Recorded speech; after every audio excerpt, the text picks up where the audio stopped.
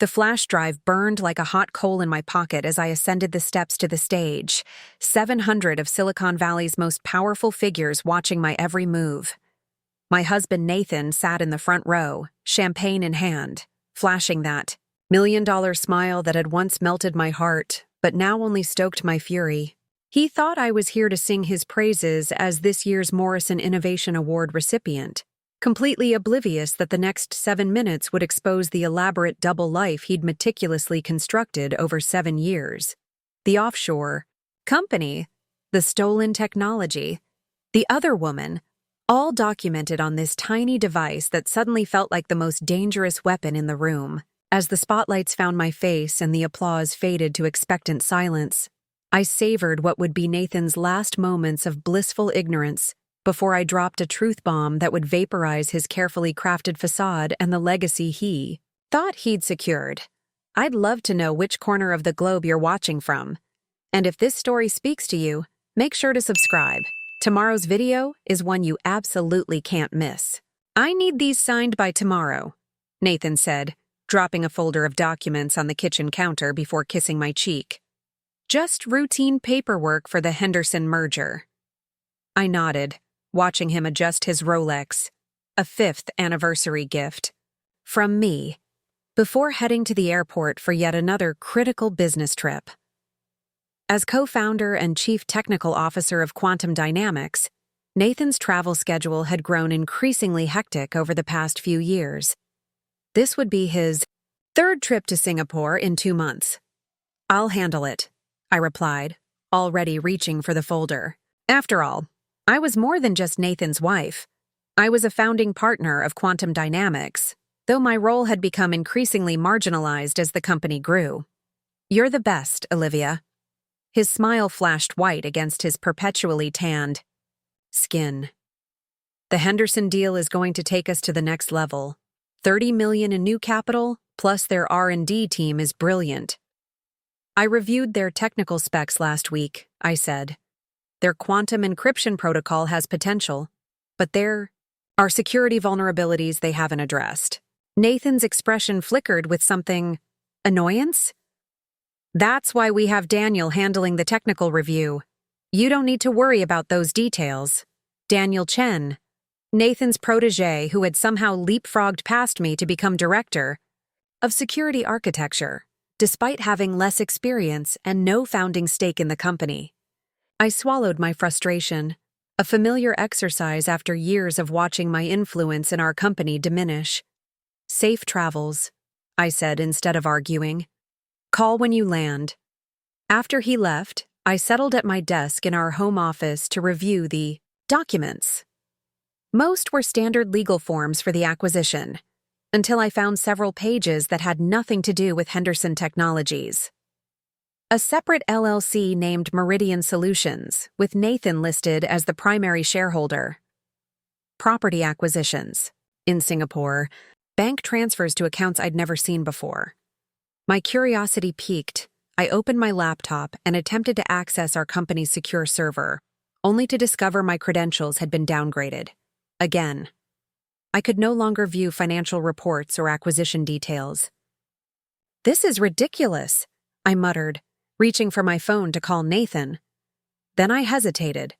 Something felt off, and I'd learned to trust my instincts, the same instincts that had helped build a multi-million-dollar cybersecurity company. Instead of calling Nathan, I texted my old college roommate and best friend, Zoe Kim. Coffee tomorrow? Need to talk. Zoe wasn't just my closest friend. She was also one of the most respected digital forensic investigators in the country. The next morning, at a quiet corner table in Rhapsody Cafe, I slid the folder across to Zoe. I need to know what I'm looking at, I said, keeping my voice steady, despite the knot forming in my stomach. And why Nathan kept this separate from our company's regular operations. Zoe's expression remained neutral as she examined the documents, her years as an investigator evident in her methodical approach. When she finally looked up, her dark eyes held concern. Meridian Solutions was established in Singapore 7 years ago, she said carefully. These aren't just property investments, Liv. This looks like a parallel company structure. What are you saying? I'm saying Nathan has been building something separate from quantum dynamics. Something he didn't want in the books, or visible to you. The espresso turned bitter in my mouth. That doesn't make sense. We started quantum together. Everything we have, we built together. Zoe reached across the table, her hand covering mine. There's more. Let me look into this properly. I have resources that can give us the full picture. Do it, I said, a chill settling over me despite the cafe's warmth. I need to know what he's been hiding. 3 days later, Zoe arrived at my door with a laptop and an external hard drive. Her expression confirmed my worst fears before she spoke. You should sit down for this, she said, following me to the living room. The evening light cast long shadows across the modern furnishings Nathan and I had chosen together when we bought this house in Pacific Heights 5 years ago. Zoe connected her laptop to our home theater system. Meridian Solutions isn't just a side investment. It's a fully operational company with 27 employees. She pulled up images of a sleek office in Singapore's Marina Bay Financial Center. They're developing quantum encryption technology that's nearly identical to Quantum's core products. That's impossible, I said, my voice hollow. We have patents, proprietary algorithms that Nathan has been systematically replicating and modifying. Zoe's voice was gentle but firm. Look at the filing dates. The timeline was damning. For 7 years, while Nathan traveled to Asia for client meetings and investor relations, he had been building a shadow company using Quantum's intellectual property. Our intellectual property. There's something else. Zoe hesitated, then pulled up a series of photographs. These were taken last month. The images showed Nathan at various locations around Singapore, entering the Meridian office, dining at exclusive restaurants, and, my breath caught, walking hand in hand with a woman into a luxury condominium. Her name is Lin Wei, Zoe said quietly. She's listed as Meridian's chief operating officer. They purchased that apartment together 3 years ago. The room seemed to tilt around me. 7 years of secret business dealings. 3 years sharing a home with another woman. All while I managed our household, supported his career, and watched my own role in our company diminish. How could I have missed this? I whispered, more to myself than to Zoe. He was careful, Zoe replied. The shell companies, the separate banking infrastructure. He kept the finances completely disconnected from your joint assets. I stared at the image of Nathan and Lin Wei, trying to reconcile this evidence with the man who had kissed me goodbye 3 days ago. The man who still told me he loved me every night when he called from his business trips. There's one more thing you should see, Zoe said, opening a secure email account. Nathan has been communicating with Henderson's board for 6 months. The acquisition isn't what you think. She pulled up an email thread that made my blood run cold. Once the merger is complete, we'll begin transitioning Quantum's primary operations to the Singapore office, Nathan had written. The intellectual property will be redistributed under the new corporate structure, with primary ownership shifting to Meridian Solutions. He's not expanding Quantum, I said, the truth finally crystallizing. He's gutting it, taking everything we built and moving it to his secret company.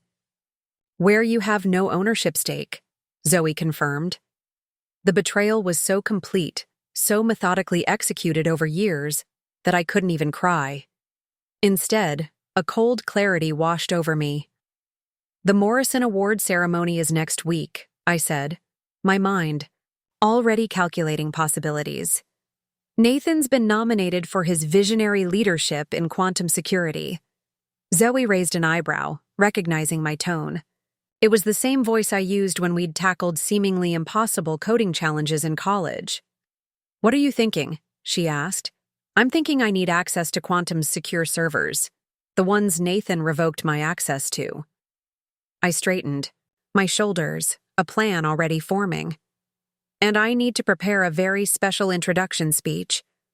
Zoe's slow smile mirrored my own emerging determination. I think I can help with that. The flash drive that would eventually find its way into my pocket was empty now, but not for long. 7 years of deception were about to meet 7 minutes of truth, and Nathan had no idea what was coming. A lot of love and effort went into bringing this story to life. If you're enjoying it, we'd be so grateful if you'd subscribe to our channel. Now, back to where we left off. The morning after Zoe's revelation, I woke with a strange sense of calm. The initial shock had given way to something colder, more focused. I studied our bedroom with new eyes, the custom Scandinavian furniture we'd chosen together, the abstract painting from our trip to Barcelona, the framed photo of Nathan and me at Quantum's first major product launch. All of it felt like props on a stage set, designed to maintain the illusion of our perfect life. My phone buzzed with Nathan's daily check-in call from Singapore. "Morning, beautiful." His voice came through, warm and familiar. "How's everything? At home?" I watched myself in the mirror across the room as I answered, fascinated by how normal I could sound. "Everything's fine. Just reviewing those Henderson documents." "Perfect. Daniel's team will incorporate your feedback." A pause. "I miss you, Liv." The lie slid so easily from his lips. Had it always been this way? Had I simply failed to notice? "When do you get back?" I asked, keeping my voice light. "Friday afternoon, just in time for the award ceremony." His tone shifted to excitement. "The PR team sent over the press list. Everyone who matters in tech will be there." "Yes," I agreed. "Everyone who matters." After ending the call, I texted Zoe. "I need access to Quantum's development servers today." Within an hour, I was sitting in Zoe's home office in Oakland, surrounded by multiple monitors and specialized equipment I only partially understood. Despite my technical background, digital forensics had always been Zoe's specialty, not mine. "This is legally gray territory," Zoe warned, fingers flying over her keyboard. "You're still a founding partner, but Nathan's been systematically restricting your access." "I'm not interested in legal gray areas," I replied. "I need concrete evidence of what he's done." Zoe nodded, understanding perfectly. We had been friends for 20 years, from the days when we were the only women in advanced computer science courses at Stanford. She knew what Quantum meant to me. It wasn't just a company. It was the manifestation of my life's work. "Here's what I've found so far," she said, pulling up a complex network diagram. "Nathan's been using a sophisticated system to mirror Quantum's development environment to servers in Singapore. Every new algorithm, every security protocol your team develops gets copied." She pointed to timestamps on various data transfers. It started small, occasional data transfers that could be explained as backup protocols or testing environments. But for the past 3 years, it's been systematic. Anything that goes into Quantum's secure development environment gets replicated at Meridian within days. That's why he kept demoting my security clearance, I realized. I would have noticed the data leakage. Exactly. Zoe pulled up another screen showing a series of code revisions. And look at this. The encryption algorithms Meridian is using.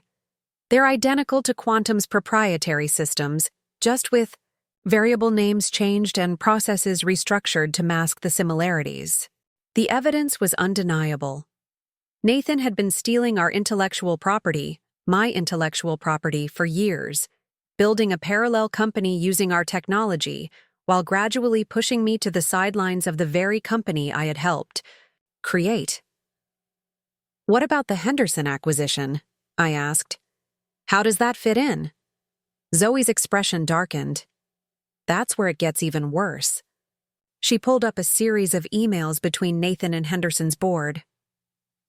"Henderson isn't just being acquired by Quantum. Once the deal closes, there's a second phase agreement where Meridian acquires controlling interest in the combined entity." My stomach dropped. "He's using our company to acquire Henderson, then using Meridian to take over both. With you effectively removed from ownership in the final structure, Zoe confirmed. The paperwork he asked you to sign? It includes clauses that would dilute your founding shares during the reorganization. I thought of the documents waiting on my desk at home, the ones Nathan had so casually asked me to sign. Had I done so without Zoe's intervention, I would have unwittingly signed away my stake in everything I'd worked for. I need copies of everything, I said. Every email, every line of mirrored code, every transfer record. Already compiling it, Zoe assured me. But there's something else you should see. She hesitated before pulling up a series of personal photos extracted from cloud storage. Nathan and Lin Wei at private events, on vacations, attending family gatherings in Singapore. In many of the photos, they wore matching rings on their right hands, not wedding bands, but clearly symbolic. They have a life together, Liv, Zoe said gently. A real one, not just an affair. The images should have hurt more than they did, but I was already moving beyond personal betrayal to something larger. This wasn't just about Nathan cheating on me. It was about him systematically dismantling what we had built together. I need to know more about Lin Wei, I said. Who is she beyond being Meridian's COO? Zoe pulled up a detailed profile. MIT graduate, specialized in quantum computing. Worked at 3 major tech firms before suddenly disappearing from the industry 7 years ago, right when Meridian was established. 7 years, I repeated. The timing wasn't coincidental. That's when Nathan first went to Singapore for that quantum security conference. The one where he met all those important investors? Zoe asked. He came back different from that trip, I recalled. More secretive about work, more insistent on handling international relationships himself. Now, I understand why. That trip hadn't just been about quantum, it had been the beginning of Meridian, of Lin Wei, of the elaborate double life Nathan had constructed. There's one more thing you should know, Zoe said, her voice somber. Lin Wei isn't just Nathan's business partner and lover. According to Singaporean records, they have a registered domestic partnership. The revelation should have been another blow, but instead, it only confirmed what was becoming increasingly clear. Nathan had built an entire parallel life, one that he had carefully walled off from his existence with me. What about financial trails? I asked, already thinking ahead.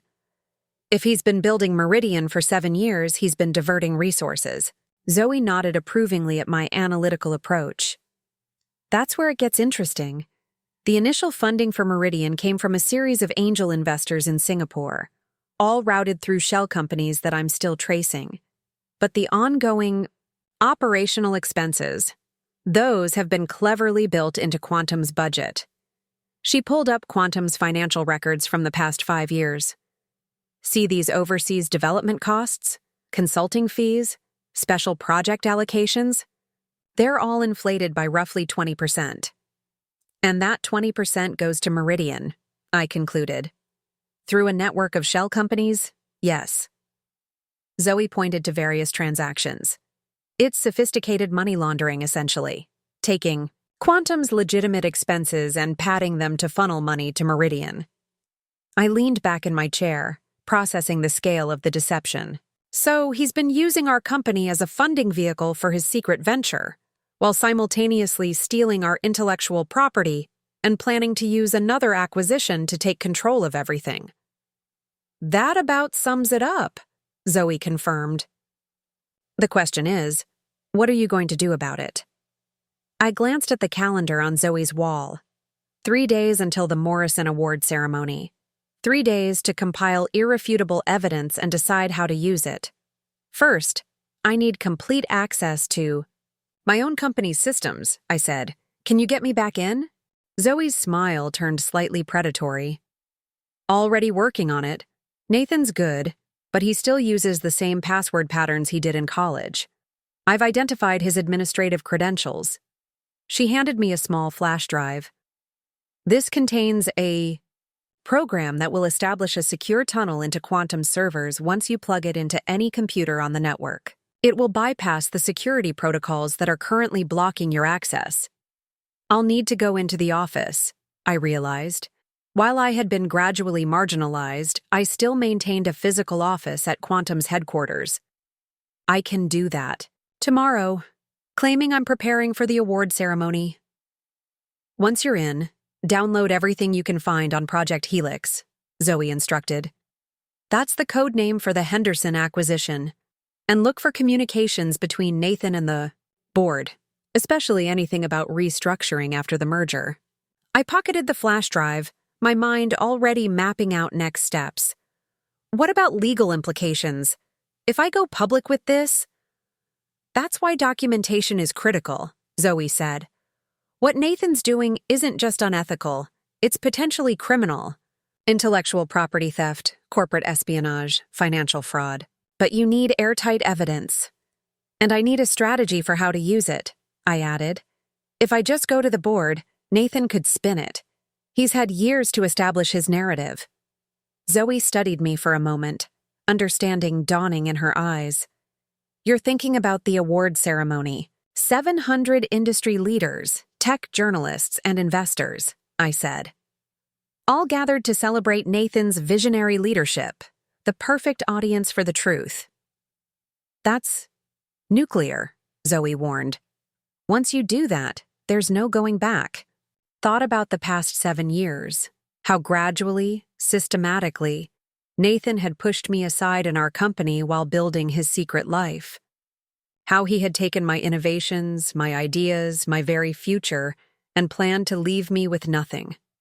Sometimes, I said quietly, you need to burn it all down to build something new.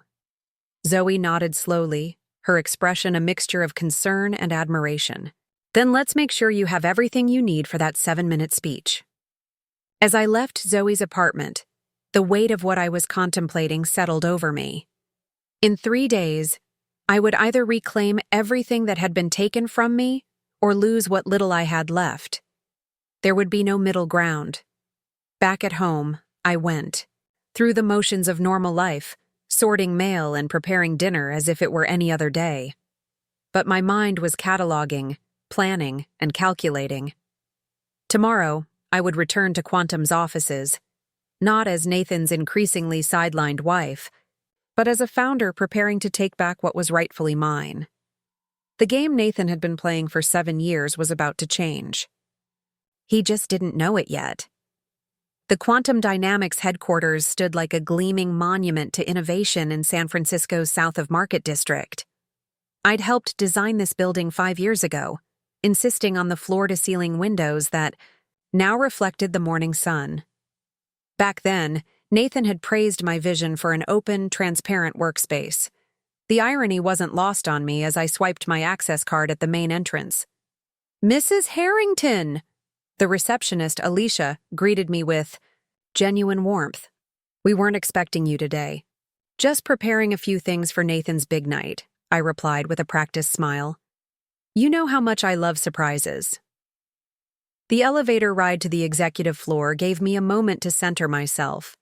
I wore my board meeting outfit, a tailored navy suit that projected confidence and authority. The flash drive Zoe had given me was secured in my inside pocket, and my tablet contained the specialized software we'd prepared. Stepping off the elevator, I noticed subtle changes since my last visit 2 weeks ago. A new security scanner had been installed outside the development labs, and fresh motivational posters adorned the walls with slogans about unified vision and global transformation. Preparations for the Henderson merger, no doubt. My office, smaller than it had been last year, but still with my name on the door, remained untouched. I settled behind my desk and powered up my computer, appearing to anyone passing by as if I were simply working on normal tasks. Olivia, what a pleasant surprise. Daniel Chen stood in my doorway, his expression friendly, but his eyes calculating. At 32, Daniel had risen meteorically through Quantum's ranks under Nathan's mentorship. Now I understood why. He was likely complicit in the whole scheme. "Daniel," I greeted him neutrally. "Just preparing my remarks for Nathan's award speech. How's everything with Henderson coming along?" "On schedule," he replied smoothly. Nathan's handling the final negotiations from Singapore. We should be ready to announce right after the Morrison ceremony. Of course, Nathan would use his moment in the spotlight to reveal the acquisition, positioning himself as the visionary who engineered Quantum's biggest expansion. What no one would know was that he'd already arranged to have majority control, transferred to Meridian in the second phase. Sounds perfect, I said, matching his corporate pleasantries. I'm sure it will be quite a revelation. Daniel seemed satisfied with our exchange and continued down the hall to his much larger office, the one that had once been mine. Once alone, I quickly inserted Zoe's flash drive into my computer and launched the program she'd created. A small progress bar appeared briefly before disappearing, indicating that the security bypass was active. I now had administrator-level access to Quantum's entire system. I started with Project Helix, downloading all files related to the Henderson acquisition. The official documents matched what the board had been told, a straightforward merger that would expand Quantum's market share and technical capabilities. But buried several folders deep were the real agreements, the secondary transactions that would transfer controlling interest to Meridian Solutions once the merger was complete. Nathan had been careful. These documents were accessible only to his personal account and a few select executives, none of whom were me, despite my founder status. Next, I accessed the development servers, where our engineering teams worked on Quantum's proprietary encryption algorithms. Using a comparative analysis tool Zoe had provided, I could clearly see the pattern of data transfers to servers in Singapore, always occurring during low-activity periods when fewer people would notice. More damning were the code repositories, showing how our latest security protocols had been systematically copied, modified slightly, and implemented at Meridian. Lines of code I had personally written for Quantum now appeared in Meridian's products with minor variations, just enough to claim they weren't direct copies, but unmistakably derived from our work. Olivia, got a minute? I quickly minimized. My screens as Vivian Zhao, our chief financial officer, appeared at my door. Vivian had joined Quantum 3 years ago, replacing the founding CFO who had mysteriously received an offer too good to refuse from a competitor. Just finishing up some work for the ceremony, I said, gesturing for her to enter. What's up? Vivian closed the door behind her and lowered her voice. I wanted to talk to you about the Henderson numbers. Something doesn't add up. My pulse quickened. What do you mean? The valuation model Nathan's using, it's inflated by at least 30%. And the proposed integration costs don't account for significant technical redundancies. She placed a folder on my desk. I've raised these issues 3 times, but Nathan keeps assuring the board that the numbers work. I studied Vivian's expression, weighing whether I could trust her. Have you seen the Phase 2 agreements? I asked carefully. Her slight frown told me everything. Phase 2? The board only discussed a single-stage acquisition. Take a look at these, I said, turning my monitor so she could see the hidden documents I'd discovered. They're scheduled to be executed 1 month after the initial merger. Vivian's professional composure cracked as she scanned the agreements. This essentially transfers control to... What is Meridian Solutions? Nathan's other company, I explained. Based in Singapore, staffed with a parallel team, using our intellectual property. Her eyes widened. That's why the valuation is inflated. They're not paying a premium for Henderson. They're establishing an artificial value to justify the secondary transfer. Exactly. I watched as her financial mind processed the implications. Nathan's using Quantum to acquire Henderson, then using Meridian to acquire both. Vivian sank into the chair across from my desk. The board has no idea. This would destroy shareholder value, not to mention potentially violating securities laws. I had a decision to make. Vivian could be an important ally, or she could alert Nathan to my investigation. But her genuine shock seemed authentic, and I needed someone on the inside with access to financial records I couldn't reach. I'm gathering evidence, I told her, before the award ceremony on Friday. Understanding dawned in her eyes. You're going to expose this publicly. I need complete financial records showing the systematic transfer of resources to Meridian over the past 7 years, I said, not directly confirming her assumption. Expense reports, consulting fees, development costs, anything that might have been used to channel funds. Vivian was quiet for a long moment, her analytical mind visibly processing the risk calculations. Finally, she straightened her shoulders. I've noticed irregularities in our international consulting expenditures for years. Nathan always had plausible explanations, but she pulled out her tablet and began making notes. I can have a complete audit ready by tomorrow evening, completely confidential. Thank you, I said, relief washing over me. This stays between us for now. After Vivian left, I returned to my extraction of critical files. Company emails revealed a pattern of Nathan systematically isolating me from key decisions, always with seemingly reasonable justifications. Board meeting minutes showed how he had gradually concentrated power, bringing in allies like Daniel while pushing aside founding members. Most disturbing were his personal communications with Lin Wei. Emails routed through private servers, but still accessible through his company account. They discussed not just business strategy, but their shared future once the transition was complete. Once the Henderson deal closes, we'll have everything in place, he'd written 3 weeks ago. Olivia has no idea about the restructuring. Her shares will be converted during the merger, and by the time anyone understands what's happened, the controlling interest will have already shifted to Meridian. Clean, legal, and untraceable. Another email outlined their plan to establish permanent residence in Singapore once the integration phase was complete. Nathan had even begun the process of transferring personal assets to offshore accounts. He had planned everything meticulously, creating an elaborate exit strategy that would leave him in control of both companies while I was left with worthless shares in a hollowed-out shell. As I was downloading financial projections for the merged companies, a notification popped up on my screen. Harrington Nathan, video call request. I froze, my finger hovering over the accept button. Had he somehow detected my presence in the system? Was this a trap?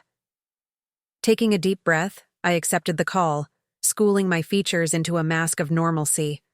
Nathan's face appeared, handsome and relaxed against the backdrop of what I now recognized as the Meridian office in Singapore. Hey, beautiful.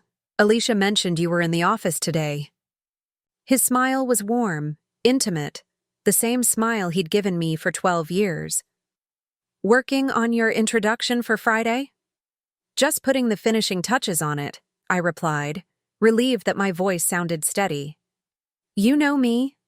I like everything to be perfect. That's my girl, he laughed. Always the perfectionist. The PR team sent over some talking points, but I know you'll make it special.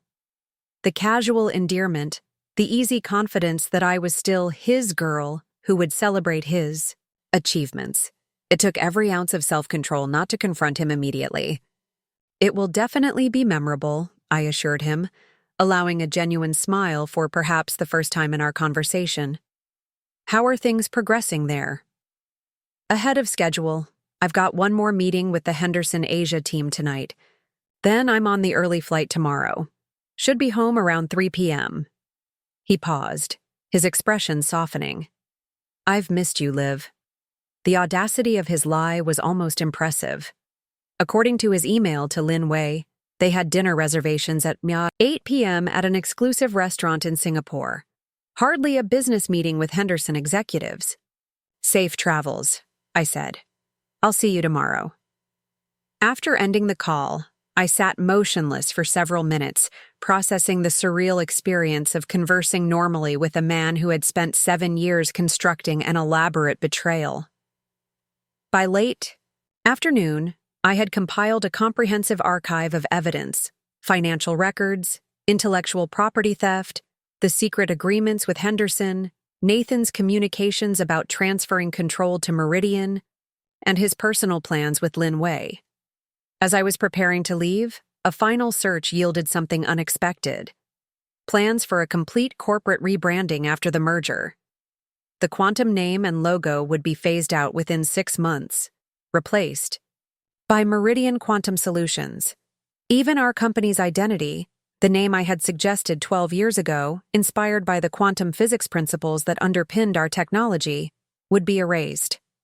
I secured the flash drive in my pocket and shut down my computer, leaving everything exactly as I had found it. To anyone watching, I was simply a supportive spouse preparing for her husband's big night.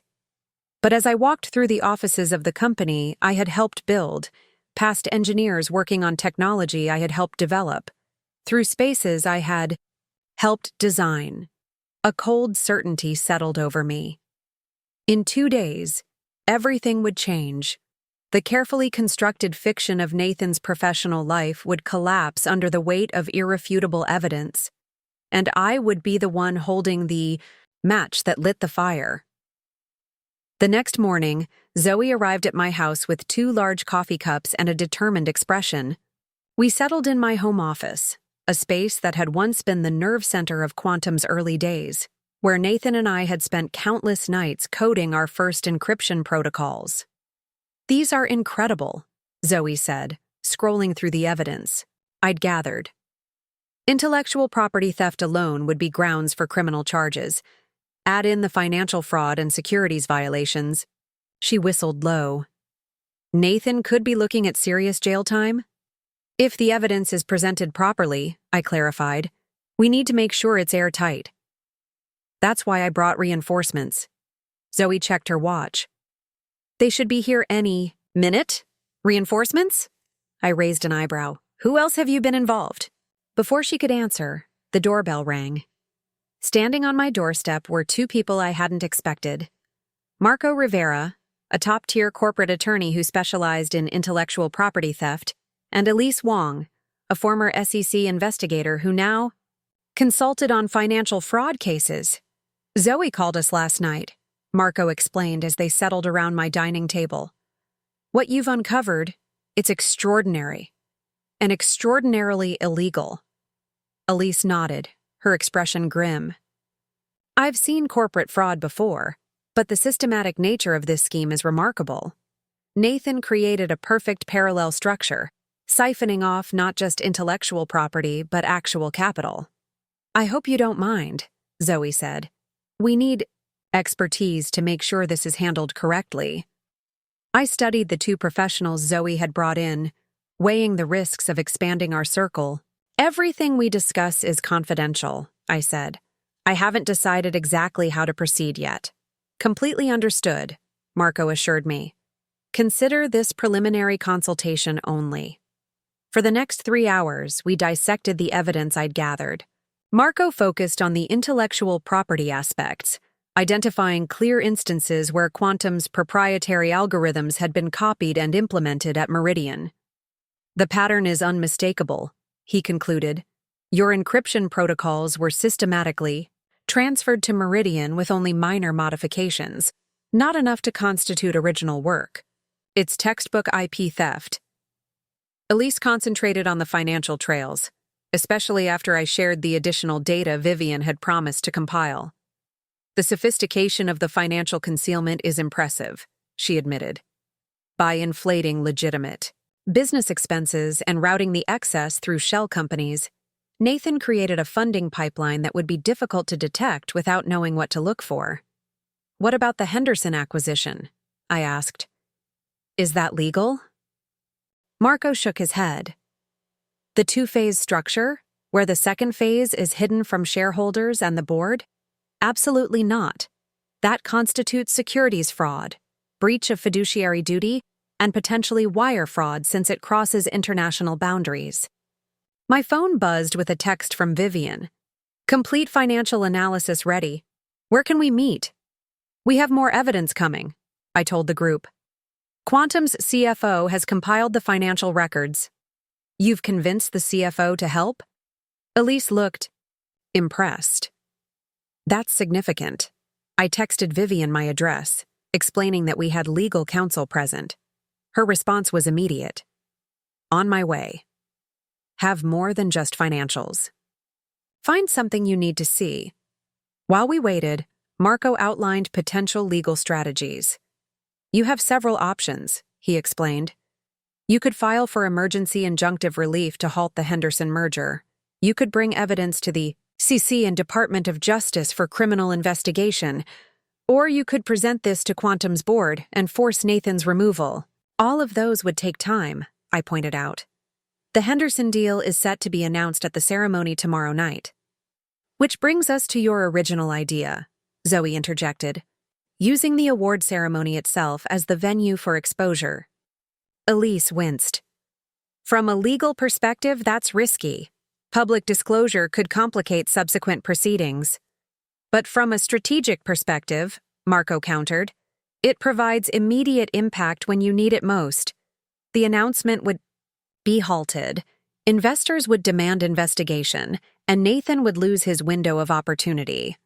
The doorbell interrupted our debate. Vivian entered carrying a leather portfolio and a separate tablet, her normally impeccable appearance slightly disheveled, suggesting she'd been working through the night. I've found it all, she announced without preamble. 7 years of systematic financial manipulation, inflated development costs, fake consulting contracts, equipment purchases that never arrived, all funneling money to Meridian through a network of shell companies. She spread printouts across the table, each highlighting suspicious transactions with supporting documentation.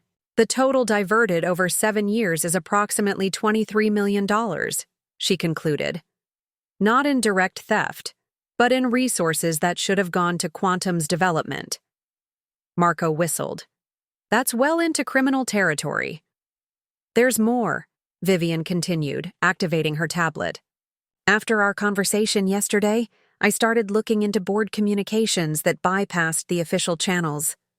Nathan established a separate email system for sensitive acquisitions 3 years ago. She pulled up a series of messages between Nathan and 3 board members, all brought in after Nathan had engineered the removal of original board members. They've been planning this for years, she explained. The Henderson acquisition is just the final stage. Look at this timeline. The document she displayed showed a methodical progression, first isolating me from operational control, then bringing in loyal executives, followed by restructuring share distribution, and finally, the 2-phase acquisition that would transfer control to Meridian. This wasn't opportunistic, I realized. It was strategic from the beginning. The most disturbing part, Vivian added, is what happens to the remaining employees after the transition. She displayed another document, a detailed plan for workforce optimization after the merger.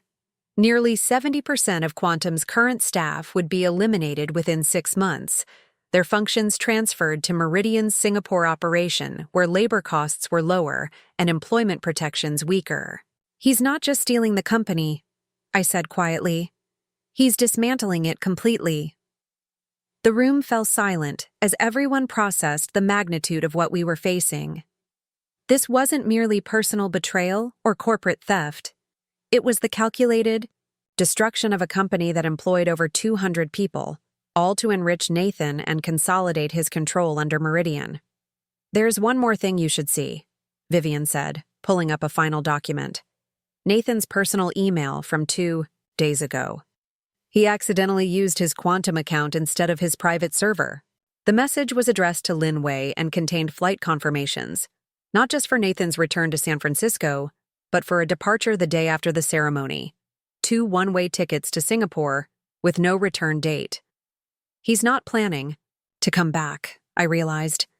Once the Henderson announcement is made and the contracts are signed, he's leaving for good. With you presumably left to deal with the fallout when the truth eventually emerges, Marco added. The pieces fitted together with horrible clarity. Nathan wasn't just transferring business control to Meridian. He was extracting himself completely from his life in San Francisco. The award ceremony would be his crowning moment and effective farewell, though no one but him would know it. So what's your plan? Elise asked. With this evidence, you have multiple legal options. I walked to the window, looking out at the city, where Nathan and I had built our life and company together. In the distance, I could see the Quantum building, its glass exterior reflecting the afternoon sun. The Morrison Award is presented to individuals who have demonstrated visionary leadership and ethical innovation, I said. Every major tech publication will be there, every significant investor, every competitor. You're still considering the public approach? Marco observed. Nathan has spent 7 years constructing this elaborate scheme, I replied. He's accounted for every possibility, except the one where his betrayal is exposed at the very moment of his greatest triumph. It would be devastating, Vivian agreed. But what about the legal implications? The company's future? That's why we need to be strategic. I turned back to the group. I'm not just exposing Nathan's betrayal tomorrow night. I'm reclaiming Quantum's future. Zoe, who knew me better than anyone, recognized the shift in my demeanor. You have a plan beyond the exposure. I nodded. Nathan's counting on shock value and his control of the narrative. But what if we're prepared not just to expose the fraud, but to present an immediate solution? For the next hour, we outlined a comprehensive counter-strategy. Marco would prepare emergency legal filings to be submitted the moment my speech concluded. Elise would compile a regulatory compliance package for the SEC. Vivian would prepare financial contingency plans to stabilize Quantum after the inevitable market shock. What about the Henderson acquisition? Vivian asked. Their board is expecting an announcement tomorrow night. I've been reviewing their technology, I said. Their encryption protocol actually would integrate well with our systems. Nathan wasn't wrong about that. But instead of using them as a vehicle for his takeover, we could pursue a legitimate merger that benefits both companies. You'd need Henderson's CEO on board before tomorrow night, Marco pointed out. I checked the time. James Henderson and I were in the same Stanford engineering program. We've maintained a professional relationship even after Nathan took over international partnerships. I think he'd take my call. This is high risk, Elise cautioned. If any of this leaks before tomorrow night, it won't, I assured her. Nathan believes I'm completely in the dark. He has no reason to suspect anything until I'm standing at that podium. As our impromptu war council continued refining the strategy, my phone buzzed with a text from Nathan. Just landed, home in an hour, can't wait to see you. Big day tomorrow. I showed the message to the group. We need to wrap this up. Nathan can't find all of you here. Everyone gathered their materials, with Zoe making digital copies of everything for security. As they prepared to leave, Vivian paused. I've worked at Quantum for 3 years, she said. I always wondered why someone with your credentials was being systematically sidelined. Now I understand, and I want you to know that many of us would welcome your return to leadership. Her words struck a chord I hadn't realized was still capable of resonating. In focusing on Nathan's betrayal, I had almost forgotten what I was truly fighting for. Not just justice for myself, but the future of the company I had helped create, and the people who worked there. After everyone left, I carefully stored the evidence in my home safe and prepared to greet Nathan as if nothing had changed. For one more night, I would play the role of supportive wife, concealing what I knew behind a mask of normalcy. Tomorrow, at exactly 8:15 p.m., when I took the stage at the Morrison Award ceremony, that mask would drop forever. And in the 7 minutes that followed, everything Nathan had spent 7 years building would come crashing down around him. I was no longer just gathering evidence. I was preparing for war. Nathan's key turned in the front door at exactly 4:37 p.m. I was in the kitchen, preparing his favorite welcome home meal, lemon herb salmon with roasted vegetables, a tradition we'd maintained throughout our marriage. The domesticity of the scene felt surreal given what I now knew. Something smells amazing, he called out, wheeling his carry-on suitcase into the entryway. He appeared in the kitchen doorway, looking remarkably fresh for someone who had just completed a 16-hour flight. I turned from the stove and smiled, wondering if my expression betrayed any of the turmoil beneath. "Welcome home. Good flight?" "Smooth enough." He crossed the kitchen and embraced me, kissing my forehead with practiced affection. "I missed you." The casual lie rolled off his tongue so effortlessly. Has it always been this way? Had I simply failed to notice the hollowness behind his words? "How's everything with Henderson?" I asked, turning back to the stove to hide whatever might show on my face. "All set for tomorrow's announcement." His voice held genuine excitement. "James is flying in specifically for the ceremony. Once we reveal the merger at the award dinner, Quantum's stock will soar." I thought of my conversation with James Henderson just an hour earlier, after Nathan's plane had landed but before he could check in with the Henderson CEO. James had been shocked by the evidence I'd shown him, particularly the second phase, agreements that would effectively hollow out both companies to benefit Meridian. "This is corporate piracy," James had said, his normally calm demeanor shaken. My board was told nothing about this second phase or the connection to Meridian Solutions. He had readily agreed to my counterproposal, a genuine merger that would strengthen both companies while maintaining their core identities and workforces. We had even drafted preliminary terms to be finalized after the truth was revealed at the ceremony. "It's going to be quite a night," I told Nathan, the double meaning of my words lost on him. "Your moment in the spotlight." "Our moment," he corrected, opening the refrigerator and pouring himself a glass of the expensive Chardonnay he preferred. "I couldn't have built Quantum without you." The irony was so thick it nearly choked me. In a way, he was right. He couldn't have built Quantum without me, which was precisely why he had created Meridian instead. As we sat down to dinner, Nathan launched into a detailed account of his meetings in Singapore, constructing an elaborate fiction about negotiations with Henderson's Asian divisions. I nodded at appropriate intervals, asking questions that seemed supportive, while carefully avoiding anything that might reveal my knowledge. "The PR team sent over the final schedule for tomorrow," he said between bites. "You'll introduce me at 8:15, then I'll accept the award and announce the Henderson merger. The press packets are already prepared.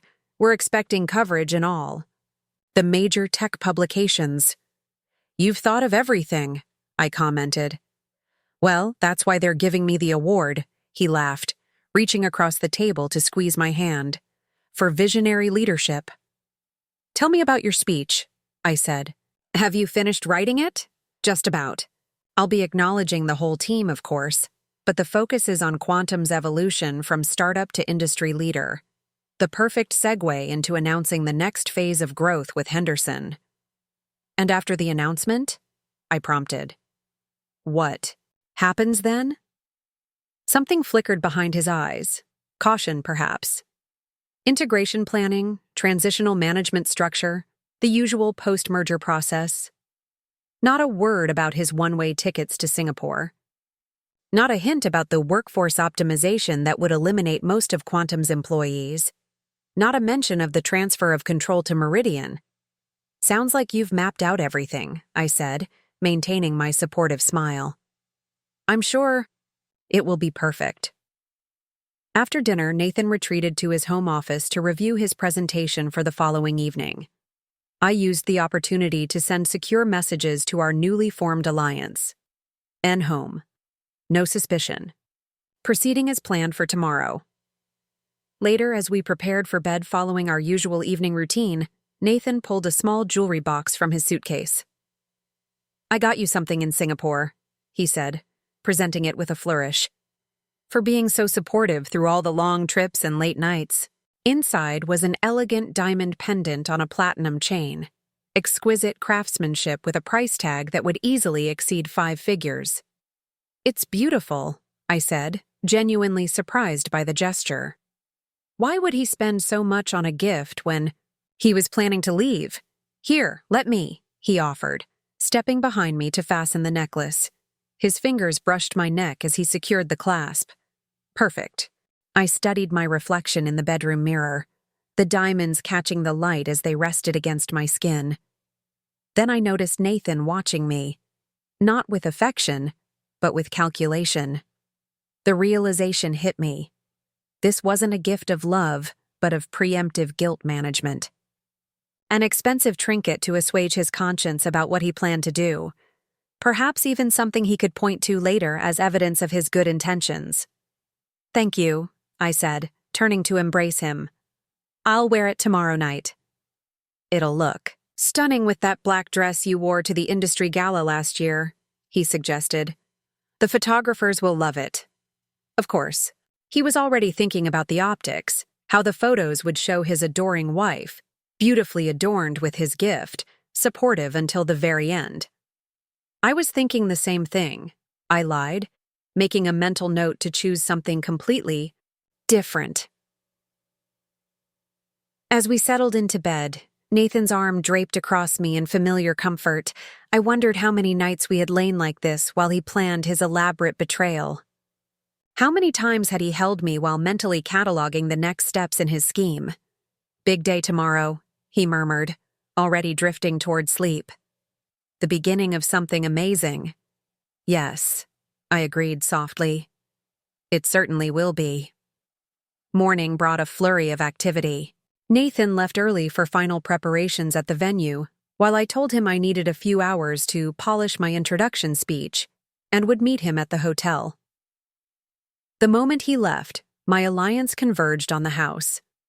Zoe brought the final version of the presentation I would use, a devastating compilation of evidence organized for maximum impact in the 7 minutes I would have on stage. Marco arrived with legal documents prepared for immediate filing. Elise had coordinated with contacts at the SEC who would be standing by. Most surprising was Vivian's contribution, support from within Quantum itself. She had discreetly spoken with several senior engineers and original team members who had been increasingly sidelined under Nathan's leadership. "They're ready to back you," she reported. "Once the truth comes out, they'll provide statements confirming the systematic marginalization of founding team members and the redirection of resources." By noon, our preparations were complete. The evidence was irrefutable, the counter-strategy comprehensive, and our timing precisely coordinated. "Are you ready for this?" Zoe asked as the others departed to take their positions for the evening. "Once you step on that stage, there's no going back." I thought about the question carefully. Was I ready to dismantle the life I had built with Nathan? To publicly expose his betrayal? To fight for the company we had created together? 7 years ago, I said finally, Nathan made a decision that set all of this in motion. He chose deception over partnership, theft over innovation, personal gain over collective success. Tonight, I'm simply bringing that choice into the light. Zoe nodded, understanding the resolve behind my words. "I'll see you at the ceremony." After she left, I moved through the house with a strange detachment, seeing it now as a stage set for a life that had never been real. The framed photos of Nathan and me at company milestones, the awards we had celebrated together, the spaces we had designed as a couple. All of it was constructed around a central lie. In the closet, I bypassed the black dress Nathan had suggested and selected instead a striking red suit I had purchased but never worn, something he had never seen, that he had no associations with or control over. As I dressed, I replayed the key elements of my plan. I would take the stage at 8:15 p.m. as scheduled. Instead of the brief, flattering introduction Nathan expected, I would launch into my carefully prepared presentation. The evidence would appear, on the massive screens behind me, impossible to dismiss or explain away. By 8:22 p.m., exactly 7 minutes later, Nathan's double life would be exposed to everyone who mattered in the tech industry. My phone buzzed with a text from Nathan. "Venue looks amazing. Press already arriving. Can't wait to see you. Remember?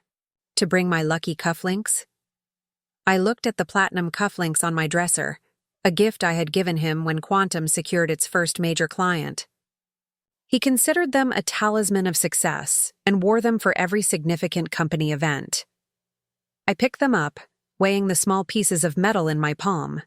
Even now, he expected me to serve his needs, to remember his preferences, to support his moment of triumph.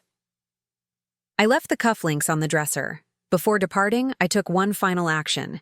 I transferred all my personal research and innovations, the work I had continued despite being pushed aside at Quantum, to a secure server Zoe had established. Ideas and developments that Nathan knew nothing about, that had never been integrated into Quantum systems or accessed on company devices. My intellectual legacy, protected from whatever fallout would come tonight. The drive to the Grand Meridian Hotel took 20 minutes through San Francisco's early evening traffic. Each passing block seemed to strengthen my resolve. This was my city too, the place where I had built something meaningful before Nathan decided to steal it. As I approached the hotel, I could see the red carpet entrance, the photographers positioned to capture arrivals, the industry elite in formal attire streaming into the venue. The Morrison Innovation Award was among the most prestigious recognitions in tech, carefully curated for maximum media coverage and industry influence, the perfect stage for truth. I handed my keys to the valet and straightened my shoulders, feeling the weight of the flash drive in my pocket, heavier than the diamond pendant Nathan had given me, which I had deliberately left at home. A PR coordinator spotted me immediately. "Mrs. Harrington, we've been watching for you. Nathan's in the pre-ceremony." "Reception. Shall I escort you?" "Thank you," I said, following her through the hotel's grand lobby. I wouldn't want to miss my cue. The reception was a sea of Silicon Valley power players in formal attire. CEOs, venture capitalists, technology journalists, and innovation leaders mingled over champagne and elaborate hors d'oeuvres. At the center of it all stood Nathan, holding court with a group of admiring executives. He spotted me immediately, excusing himself to make his way to my side. His expression registered momentary surprise at my choice of outfit, quickly masked with appreciation. "You look stunning," he said, kissing my cheek. "Red is definitely your color." "I thought it appropriate for tonight," I replied. "It makes a statement." "Did you bring the cufflinks?" he asked, lowering his voice. "I must have forgotten them," I said with practiced regret. I was so focused on my speech. Disappointment flashed across his face. "It's fine. I borrowed a pair from Daniel." He gestured to where his protégé stood talking with investors. He came prepared, as always. An event coordinator approached us. 15 minutes until we begin seating for dinner. "Mr. Harrington, we'll need you at the main table on stage." "Of course." Nathan turned to me. "You'll be seated with the other presenters until your introduction. The teleprompter has your remarks loaded, but I know you've prepared your own notes." If only he knew what those notes contained. As Nathan moved away to speak with the Morrison Award Committee chair, I caught sight of Zoe entering the ballroom, followed by Marco and Elise at discrete intervals. Vivian was already present, officially, representing Quantum's executive team. James Henderson stood by the bar, giving me a nearly imperceptible nod. Every piece was in position, every contingency planned for. In 15 minutes, I would take the stage and deliver the speech I had prepared. Not the glowing introduction Nathan expected, but a 7-minute revelation that would shatter the carefully constructed fiction he had maintained for 7 years. I felt strangely calm as I watched him work the room, accepting congratulations and building anticipation for his announcement. He had no idea that his moment of triumph was about to become the most public exposure of corporate fraud the industry had seen in years. The clock ticked toward 8 p.m. Guests began moving toward the ballroom for the ceremony and dinner. Nathan caught my eye across the room and raised his champagne glass in a private toast, his expression confident and expectant. I raised my water glass in return, offering a smile that revealed nothing of what was to come. The final countdown had begun. The Grand Meridian's ballroom had been transformed into a cathedral of innovation.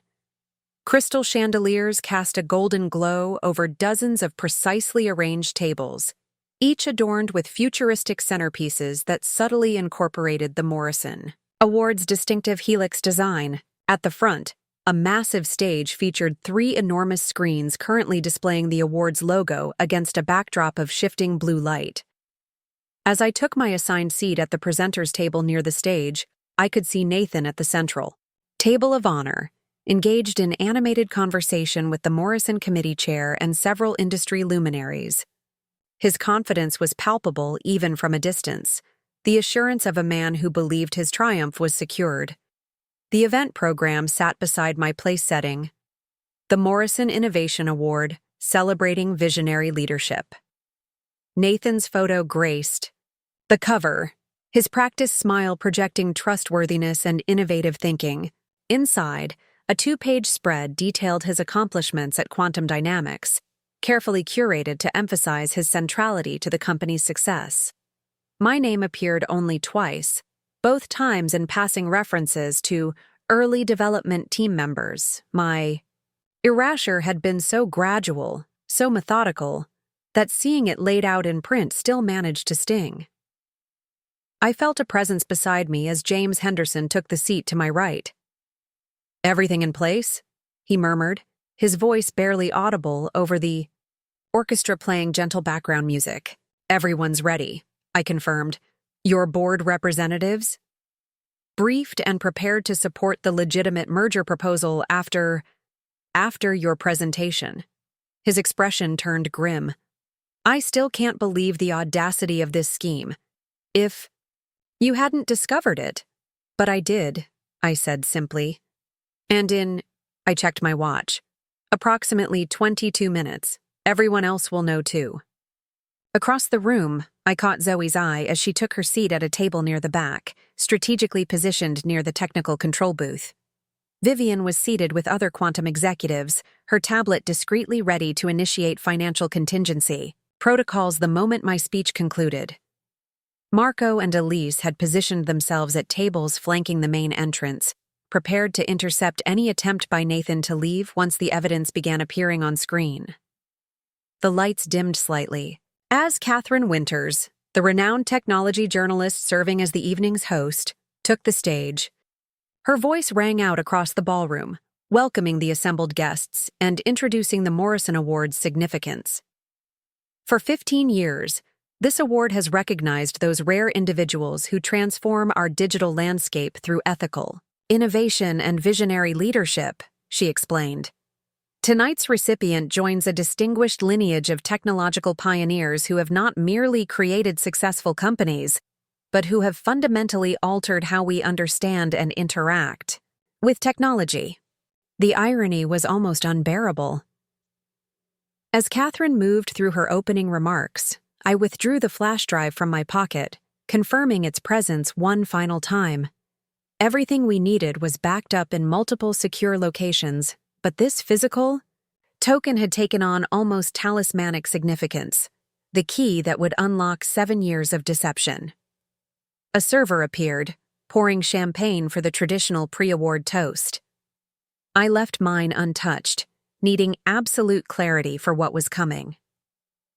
Catherine's voice drew my attention back to the stage. "Before we present the Morrison Award, please join me in recognizing this year's finalists, whose groundbreaking work continues to inspire us all." Brief video profiles played for each runner-up, their innovations highlighted with sleek graphics and soaring music. Throughout it all, Nathan maintained an expression of appreciative attention, though I could see the subtle signs of his impatience, the slight tapping of his finger against the tablecloth, the occasional glance toward the side stage where I would soon appear. "And now," Catherine announced as the final profile concluded, "to introduce our 2023 Morrison Innovation Award recipient, please welcome co-founder of Quantum Dynamics, Olivia Harrington." A spotlight found me as applause filled the room. I rose from my seat, smoothing my red suit, and made my way toward the side steps leading to the stage. As I passed Nathan's table, He reached out to squeeze my hand, a gesture that might appear affectionate to observers, but contained an unmistakable message. Don't deviate from the script. If only he knew. I ascended the stairs, the weight of what I was about to do settling over me with each step. This wasn't just about exposing Nathan's betrayal or reclaiming what was rightfully mine. It was about truth in an industry that too often celebrated illusion, about accountability where there had been none. The spotlight followed me to the podium, its warmth nothing compared to the heat of 700 expectant gazes.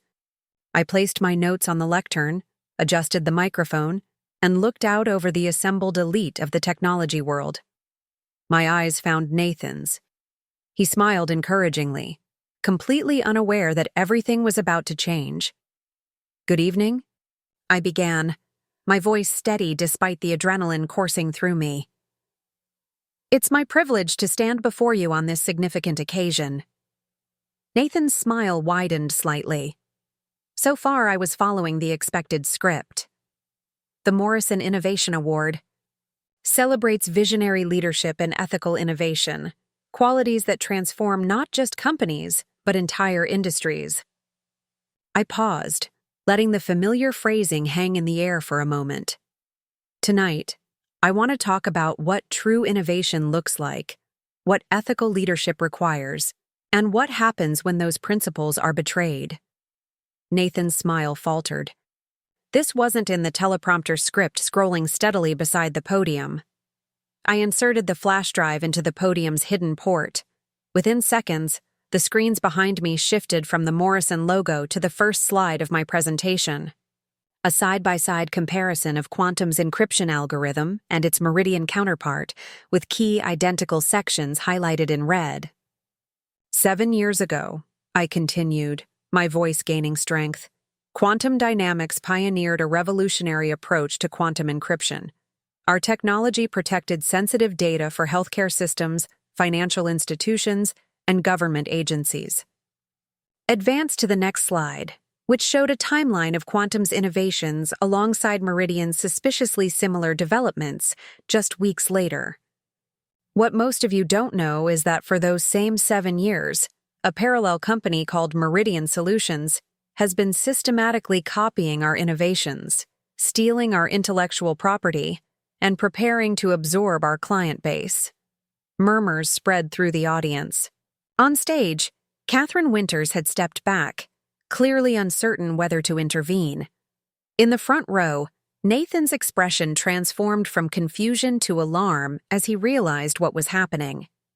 Meridian Solutions operates from Singapore, beyond the immediate reach of U.S. intellectual property laws, I explained, advancing to a slide showing Meridian's corporate registration documents. It employs 27 people, maintains a development lab strikingly similar to Quantum's, and has quietly secured contracts with several of our international competitors. The next slide displayed financial records, with suspicious transactions highlighted. Over 7 years, approximately $23 million has been diverted from Quantum's operations to fund Meridian through inflated expenses, fake consulting contracts, and shell companies. Nathan was half rising from his seat now, his face flushed with anger or panic, perhaps both. I saw Daniel Chen lean in to whisper something urgently in his ear. "What makes this corporate espionage particularly egregious," I continued, my voice cutting through the growing commotion, "is that Meridian Solutions was established and is controlled by none other than Nathan Harrington, the man you're here to honor tonight." The ballroom erupted in shocked exclamations. Journalists who had come expecting a routine award ceremony were now frantically taking notes or reaching for recording devices. Investors who held stakes in Quantum looked particularly stricken. Advanced to the most damning slide yet, Nathan's communications with Lin Wei, displayed alongside their registry as domestic partners in Singapore. For 7 years, Nathan has maintained 2 companies, 2 lives, and 2 loyalties. My voice remained steady, though my heart hammered in my chest. While presenting himself as Quantum's visionary leader, he was systematically transferring our innovations, diverting our resources, and planning our eventual absorption through an elaborate corporate shell game. Nathan was on his feet now, starting toward the stage. From opposite sides of the room, Marco and Elise moved to intercept him, not touching him, but effectively blocking his path with their presence. Tonight's ceremony was intended to include a major announcement. Quantum's acquisition of Henderson Technologies. I gestured to where James Henderson sat, his expression grim but resolute. What Nathan planned to omit was the second phase of that transaction, the transfer of controlling interest in the combined companies to Meridian Solutions after the merger, effectively hollowing out both organizations to benefit his Singapore operation. On cue, the screens displayed the secret second phase agreements, with key clauses highlighted. The evidence was irrefutable, presented in Nathan's own words and documents. This isn't just a story of personal betrayal, I continued, conscious that 5 of my 7 minutes had elapsed. It's about the systematic theft of American innovation, the deception of shareholders and employees, and the planned destruction of 2 companies that together employ over 300 people. I advanced to the final slides. The workforce optimization plans showing the massive layoffs scheduled after the merger, followed by the one-way ticket confirmations to Singapore. After tonight's announcement, Nathan planned to return to Singapore permanently, leaving behind the hollowed remains of the company we built together, and leaving me to face the inevitable questions when the truth eventually emerged. The shock in the room was palpable. Several board members from both Quantum and Henderson had clustered together, examining copies of documents Vivian was discreetly distributing. Technology journalists were already filing preliminary reports. Investors were making urgent phone calls despite the formal setting. And still, I wasn't finished. But this story doesn't end with exposure, I said, straightening my shoulders. It continues with reclamation and rebuilding. The screens shifted to show a new corporate structure, one that preserved both Quantum and Henderson as distinct entities within a legitimate, transparent partnership framework. Working with James Henderson and key members of both companies, we've developed a genuine merger plan that preserves jobs, maintains innovation pipelines, and creates shareholder value through actual synergy rather than corporate deception. James stood, publicly aligning himself with my presentation. From another table, Vivian rose as well, followed by several senior quantum engineers and original team members. The documents revealing Nathan's fraud have already been filed with the SEC, the Department of Justice, and appropriate regulatory bodies, I explained, acknowledging Elise's contribution without naming her. Legal actions to freeze the fraudulent transfer of assets and intellectual property are being submitted as I speak. Nathan had stopped his advance toward the stage, suddenly aware that multiple smartphones were recording his every reaction. His expression cycled through rage, calculation, and something like desperation as he realized the comprehensive nature of his exposure. 7 years ago, Nathan Harrington made a choice to betray not just his wife, but his company, his colleagues, and his ethical obligations as a business leader, I said, my voice carrying clearly across the now silent ballroom. Tonight, we're all witnessing the consequences of that choice. I glanced at my watch. Exactly 7 minutes had elapsed since I took the stage. The Morrison Award celebrates ethical innovation and visionary leadership, I concluded. I respectfully suggest that tonight's ceremony be postponed until a recipient truly worthy of those values can be identified. I stepped back from the podium as chaos erupted in the ballroom. Catherine Winters rushed forward, clearly struggling to regain control of the situation. The Morrison committee chair followed, his expression thunderous. But it was too late. The evidence had been presented, the truth revealed. Nothing could put Nathan's 7-year deception back into the shadows. As I descended the steps from the stage, I found myself surrounded by a protective circle of allies. Zoe, Marco, Elise, Vivian, and several quantum engineers who had suspected something was wrong but never had the complete picture until tonight. Across the room, Nathan stood isolated, even Daniel Chen having stepped away to distance himself from the unfolding scandal. Our eyes met for a fleeting moment, his filled with cold fury, mine with the calm certainty of truth finally spoken. 7 minutes had changed everything. 7 minutes had erased 7 years of lies, and in those 7 minutes, I had reclaimed not just my company, but my future. The next 30 minutes unfolded in a blur of activity. The Morrison Award ceremony, meticulously planned over months, had effectively collapsed into a chaotic scramble of journalists seeking statements, investors demanding explanations, and security personnel attempting to maintain order. Catherine Winters, to her credit, managed to take control of the podium long enough to announce that the formal dinner and award presentation were postponed pending further clarification of tonight's extraordinary developments. The practiced neutrality of her tone couldn't mask her professional excitement at witnessing what would undoubtedly become the technology industry's scandal of the year. I found myself in a makeshift command center established in a private meeting room adjacent to the ballroom. Zoe had secured the space within minutes of my speech concluding, coordinating with hotel security to ensure we had privacy from the media frenzy developing outside. The SEC's Enforcement Division has received our documentation, Elise reported, ending a call with her contacts. They're initiating an emergency review and will likely suspend trading of quantum shares before markets open tomorrow.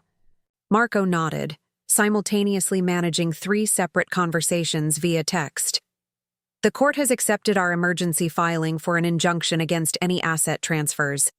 All Meridian-related accounts that we've identified are temporarily frozen, and the judge has scheduled an emergency hearing for 9 a.m. tomorrow. Vivian was coordinating with Quantum's executive team, many of whom had been blindsided by tonight's revelations. The board is calling an emergency session right now. Literally, meeting in the hotel's North Conference Room. They're requesting your presence once they've had a preliminary discussion.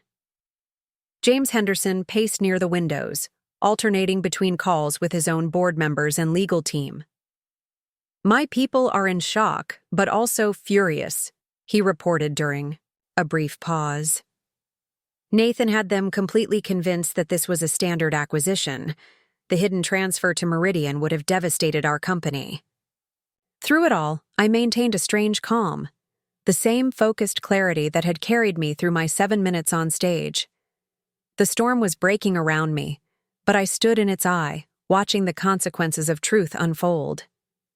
Where is Nathan now? I asked, suddenly realizing he wasn't visible among the chaos glimpsed through the doorway. Zoe checked her phone. Marco's associates have him under observation in the hotel bar. He's with Daniel Chen and 2 Quantum board members who've been loyal to him. From what we can see, they're having a rather heated discussion. He'll be looking for damage control options, I said, thinking through Nathan's likely next moves. His primary concern will be preventing access to Meridian's systems before he can alter or destroy evidence. Already addressed, Zoe assured me. I have contacts in Singapore's cybercrime unit. They're executing a data preservation order as we speak. Meridian's servers are being imaged for evidence. A sharp knock interrupted our strategy session. The hotel's security director entered, his expression professional but strained. Ms. Harrington, there are at least 20 journalists in the lobby requesting statements. We're trying to maintain privacy for all guests, but this situation is unprecedented. How would you like us to proceed? I exchanged glances with Marco, who nodded slightly. We had prepared for this phase as well. Please direct them to the hotel's press room, I instructed. I'll provide a brief statement in 30 minutes. Until then, no comments from anyone in this room. As the security director departed, my phone buzzed with an incoming call from an unlisted number. I answered cautiously, putting it on speaker. Olivia. Nathan's voice filled the room, tightly controlled but with unmistakable fury beneath the surface. We need to talk, privately. All activity in the room paused as my team watched for my reaction. I believe we're past the point of private conversations, Nathan, I replied evenly. Everything that needed to be said was covered in my speech. You have no idea what you've done. His voice dropped to a dangerous whisper. The damage you've caused to the company, to our investors. The company you were systematically hollowing out? I interrupted. The investors you were deliberately misleading about Meridian and the real purpose of the Henderson acquisition? This isn't just about me, he countered, shifting strategies. Quantum's stock will collapse when markets open tomorrow. Client contracts will be jeopardized. You've potentially destroyed everything we built. No, Nathan, I corrected. I've prevented you from destroying it. There's a difference. A slight pause suggested he was recalibrating. Look, we both know business arrangements can appear questionable when taken out of context. Meridian was always intended as an extension of Quantum's research capabilities, positioned strategically for Asian markets. Save it for your attorney, Marco interjected, leaning toward the phone. Ms. Harrington is not discussing this matter, further without legal representation present. And who the hell is that? Nathan demanded. Marco Rivera, corporate counsel. He replied smoothly. I should inform you that this call is being recorded and may be submitted as evidence in pending legal proceedings. The line went silent for several seconds. You've made a catastrophic mistake, Nathan finally said, addressing me again. When this is over, there won't be anything left. Not of Quantum, not of your reputation, not of... I ended the call, cutting off his threats. He's desperate, Elise observed. That's good for us legally. Desperate people make mistakes. He's also dangerous, Zoe cautioned. Men like Nathan don't respond well to public humiliation. Another knock at the door revealed one of Quantum's original board members, Teresa Hamilton. In her 60s, Teresa had been gradually sidelined. By Nathan over the past few years, her influence diminished but never completely eliminated, likely because her early investment had been crucial to the company's formation. Olivia, she said, closing the door firmly behind her. The board would like to see you now. What's their position? I asked, gathering my notes. Teresa's expression was hard to read. Shock, anger, some defensive posturing from Nathan's allies. But mostly... She paused, a hint of satisfaction crossing her features. Mostly they're concerned about limiting damage and ensuring continuity. I nodded, understanding the subtext. The board's priority would be protecting shareholder value and maintaining client confidence, which now meant distancing themselves from Nathan as quickly as possible. I'll need Marco with me, I said, gesturing to my attorney. Of course, Teresa agreed. And you should know, I've called for an immediate vote on suspending Nathan from all operational control pending investigation. This was moving even faster than I had anticipated. Do you have the votes? I do now, she confirmed with grim satisfaction. 3 board members who were firmly in Nathan's camp have suddenly discovered their independence after seeing the evidence you presented. As I prepared to follow Teresa to the board meeting, Zoe caught my arm. Remember, this is just the beginning. The board will be focused on stabilization, not transformation. Stay focused on your longer-term strategy. I squeezed her hand in appreciation. 7 minutes to expose the truth. Now comes the harder part, rebuilding from it. The North Conference Room had been transformed into an impromptu boardroom, with 12 people seated around a massive table, Quantum's 9-member board, plus 3 senior executives. The tension was palpable as I entered with Marco, conversation. Ceasing immediately, board chairman William Chen, no relation to Daniel, rose to greet me. His expression was grave, his handshake firm, but cautious.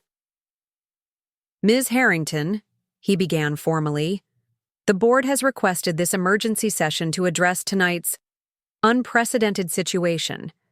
We've reviewed copies of the documentation you presented during your speech and find the evidence of Mr. Harrington's actions deeply concerning. The careful understatement was typical of corporate crisis management, deeply concerning rather than potentially criminal or utterly fraudulent. Before we proceed, Marco interjected smoothly, I want to clarify that Ms. Harrington is here as a founding partner of Quantum Dynamics with significant equity interest in the company. Her actions tonight were taken to protect that interest from documented fraud. Several board members nodded, while others maintained carefully neutral expressions. That is our understanding, William confirmed. The board has just voted to temporarily suspend Nathan Harrington from all operational roles at Quantum Dynamics, pending a complete investigation. We've also instructed outside counsel to conduct an independent review of the Meridian situation and all related financial transactions. It was the minimum responsible action they could take, but still a significant first step. Nathan had spent years cultivating this board, appointing allies and removing potential obstacles. That they had moved so quickly to suspend him indicated the overwhelming nature of the evidence I had presented. "What about the Henderson acquisition?" I asked. "Currently on hold," William replied. "James Henderson has informed us that his board requires significant revisions to any potential agreement in light of tonight's revelations. I've developed an alternative framework for a legitimate strategic partnership," I said, distributing copies of the proposal I had prepared with James. "This approach maintains both companies' independence while creating genuine synergies in research and market development." The board members reviewed the document with various expressions of surprise and consideration. It was clear they hadn't expected me to come with a solution, only accusations. "This appears well developed," Teresa noted, especially considering the circumstances. "I've had significant time to consider Quantum's future," I replied, "particularly over the past 3 days since discovering Nathan's deception." "Which raises an important question," interjected Richard Kleinman, one of Nathan's closest allies on the board. "Why choose such a public venue for these allegations? The damage to Quantum's reputation?" "The damage began 7 years ago, when Nathan started systematically transferring our intellectual property to a secret company," I interrupted, keeping my voice level but firm. As for the venue, Nathan planned to announce the Henderson acquisition at tonight's ceremony, activating the first stage of his plan to transfer control to Meridian. Public exposure was the only way to stop that process before it became irreversible. Richard seemed ready to argue further, but William raised a hand to forestall the debate.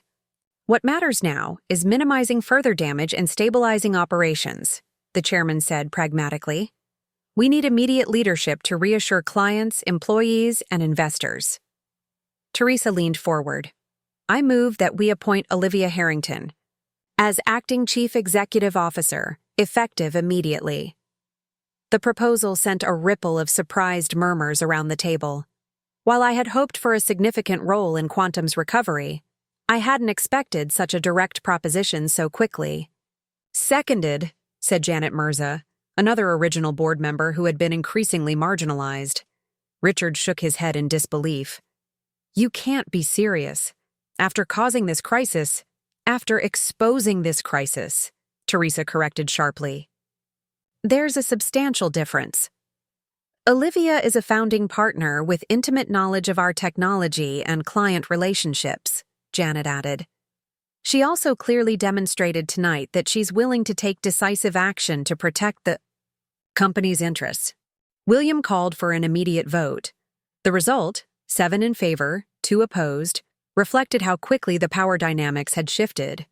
Nathan's carefully constructed network of board influence had collapsed within hours of his exposure. "Congratulations, Ms. Harrington," William said formally. "The board has appointed you acting CEO of Quantum Dynamics, effective immediately, and pending a full investigation of the matters raised tonight." The title felt simultaneously foreign and familiar, a position I had once expected to hold through. Natural progression before Nathan began his systematic campaign to sideline me. "I accept," I said simply. "And I recommend we issue an immediate press statement addressing tonight's events, followed by communications to all employees, clients, and investors before markets open tomorrow." William nodded approvingly. "Already in progress. Our PR team is drafting language now, though they were waiting for clarity on leadership transition." As the meeting continued with discussion of immediate priorities, my phone vibrated with a text from Zoe. N. Trying to access quantum servers remotely. IT team alerted. Access blocked. Getting desperate. I showed the message to Marco, who immediately sent instructions to his associates monitoring Nathan. We had anticipated this move, Nathan attempting to delete or alter evidence before it could be secured for investigation. An hour later, as I emerged from the board meeting with a clear mandate to stabilize quantum dynamics, Zoe met me in the hallway with a grim update. Nathan's gone, she reported. Slipped away from the hotel while his associates created a distraction. But don't worry, we've got people watching the airports. His registered flight to Singapore isn't until tomorrow night. I considered this development. He'll try to reach Lin Wei, coordinate their response. Is the Singapore team in position? Zoe? Nodded. Authorities there have been briefed. If he attempts to access Meridian's offices or systems, they'll know. In the span of 2 hours, I had gone from Nathan's increasingly marginalized wife to Quantum's acting CEO, while he had transformed from celebrated innovator to fugitive fraudster. The reversal was so complete it would have seemed implausible in fiction. The press is still waiting for your statement, Zoe reminded me. What's your plan? I straightened my shoulders, feeling the weight of new responsibility settling alongside, the lingering adrenaline of confrontation. 7 minutes exposed the truth, I said. Now I need to show them the path forward. As we walked toward the press room where journalists eagerly awaited Quantum's new leadership, I felt a strange sense of completion. The company I had helped build was damaged, but not destroyed. The innovation I had helped pioneer was compromised, but not lost. And the future I had once envisioned, before Nathan chose deception over partnership, was suddenly possible again.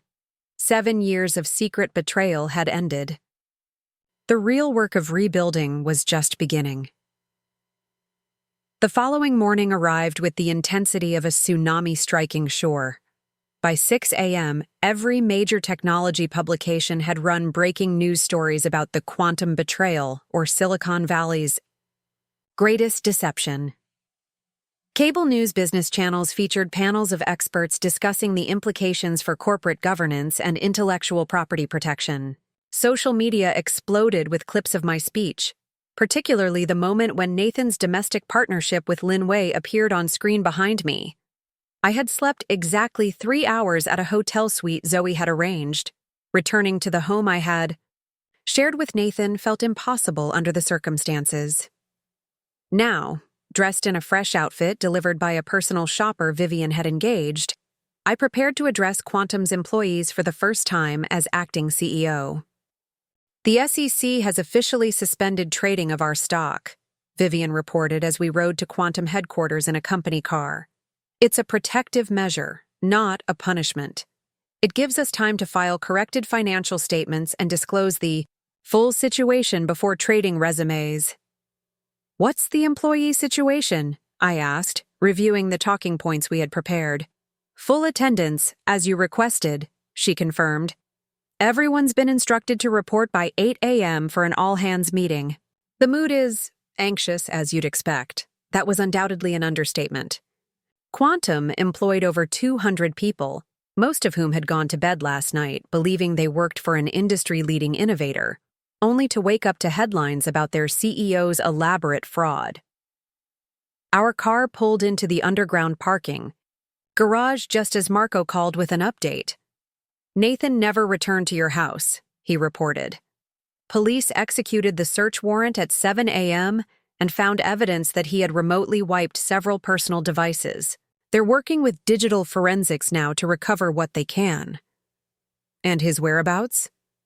Still unknown, Marco admitted. But we've confirmed he hasn't left the country.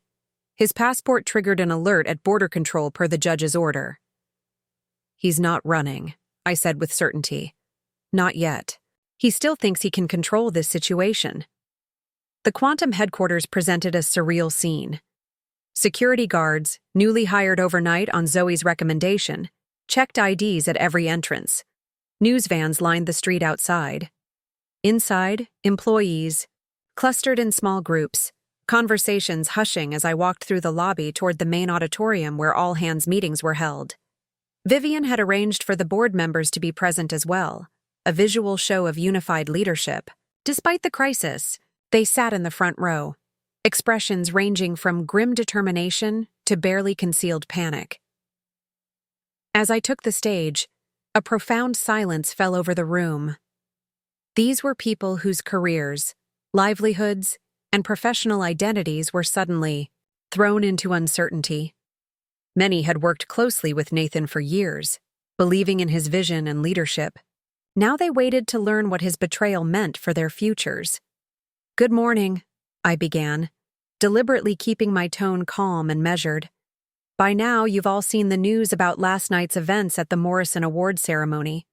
I know you have questions, concerns, and likely a great deal of anxiety about what this means for Quantum and for each of you personally." I paused, making eye contact with various team members throughout the auditorium. Let me start with what matters most. Quantum Dynamics remains a viable, innovative company with world-class technology and exceptional talent, all of you. What Nathan Harrington did was a profound betrayal of your trust and hard work, but it does not define this company or its future.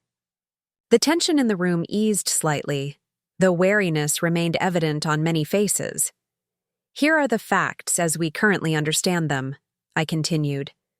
For approximately 7 years, Nathan has been operating a parallel company called Meridian Solutions in Singapore. He systematically transferred Quantum's intellectual property to Meridian, diverted company resources through fraudulent financial reporting, and was preparing to effectively hollow out our company through a deceptive acquisition structure. Gasps and murmurs rippled through the audience. Despite the headlines, hearing the specifics directly was clearly shocking to many. The board has suspended Nathan from all operational roles pending investigation, and I have been appointed acting CEO, I explained. Our immediate priorities are threefold. First, to secure our intellectual property and client relationships. Second, to restore accurate financial reporting and corporate governance. And third, to chart a sustainable path forward that preserves your jobs and the innovations we've all worked to create. I nodded to Vivian, who distributed detailed packets to department heads containing immediate action items and talking points for their teams. There will be investigations by regulatory agencies, by law enforcement, and by our own independent auditors. Many of you may be asked to provide information or statements. Please cooperate fully and honestly. The truth is our strongest asset right now. Daniel Chen raised his hand from the middle of the auditorium, his expression tightly controlled. As Nathan's primary lieutenant, his position was particularly precarious. "What about our client contracts?" he asked. "Many have clauses that could be triggered by events like this." It was a legitimate concern. Corporate clients often included provisions allowing them to terminate service agreements in the event of fraud or leadership crises. Our legal team began reaching out to key clients at 5 a.m., I answered. "We're providing full transparency about the situation and our remediation plans. So far, the response has been cautiously supportive. They want reassurance that our technology remains secure and supported, which it does." Another hand rose. Lisa Yamamoto from the engineering team. "What about our intellectual property? If it's been compromised for 7 years, what's left that's truly ours?" This struck at the heart of the crisis for many of our technical staff. Their life's work, the innovations they had poured themselves into, had been systematically stolen. Indeed, some excellent question, I acknowledged. While Nathan did transfer significant IP to Meridian, our core encryption protocols remain secure. More importantly, Meridian's operations have been frozen by Singaporean authorities pending international investigation. We're working to reclaim all stolen intellectual property and protect our patent positions. What I didn't mention was the additional leverage we had. My personal research files, containing advances I had continued developing even after being sidelined at Quantum. Innovations, Nathan knew nothing about that could help rebuild our competitive advantage. For the next hour, I addressed questions ranging from job security to stock options to media inquiries. Throughout, I maintained a balance of honest assessment of our challenges with clear vision for recovery. These people needed both truth and hope. Neither alone would be sufficient. We will emerge from this stronger, I concluded. Not immediately, and not without difficulty, but with absolute certainty. The innovation that built quantum didn't come from one person. It came from the collective brilliance in this room. That hasn't changed. As the all-hands meeting concluded, I moved to a series of smaller crisis management sessions with each department.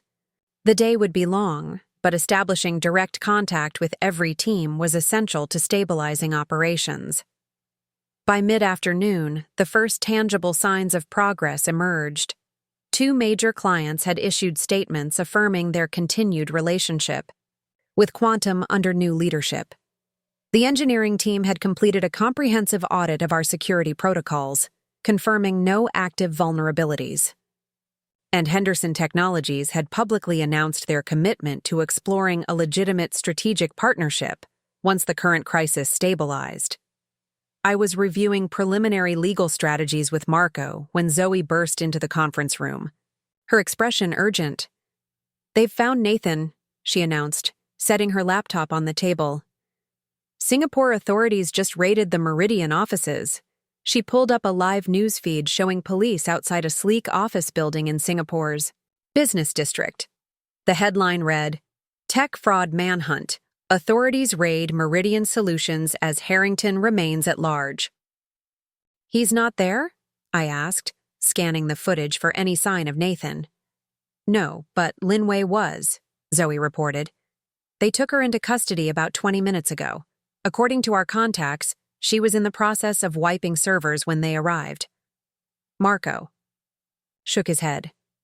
"Destruction of evidence. That won't help their legal position."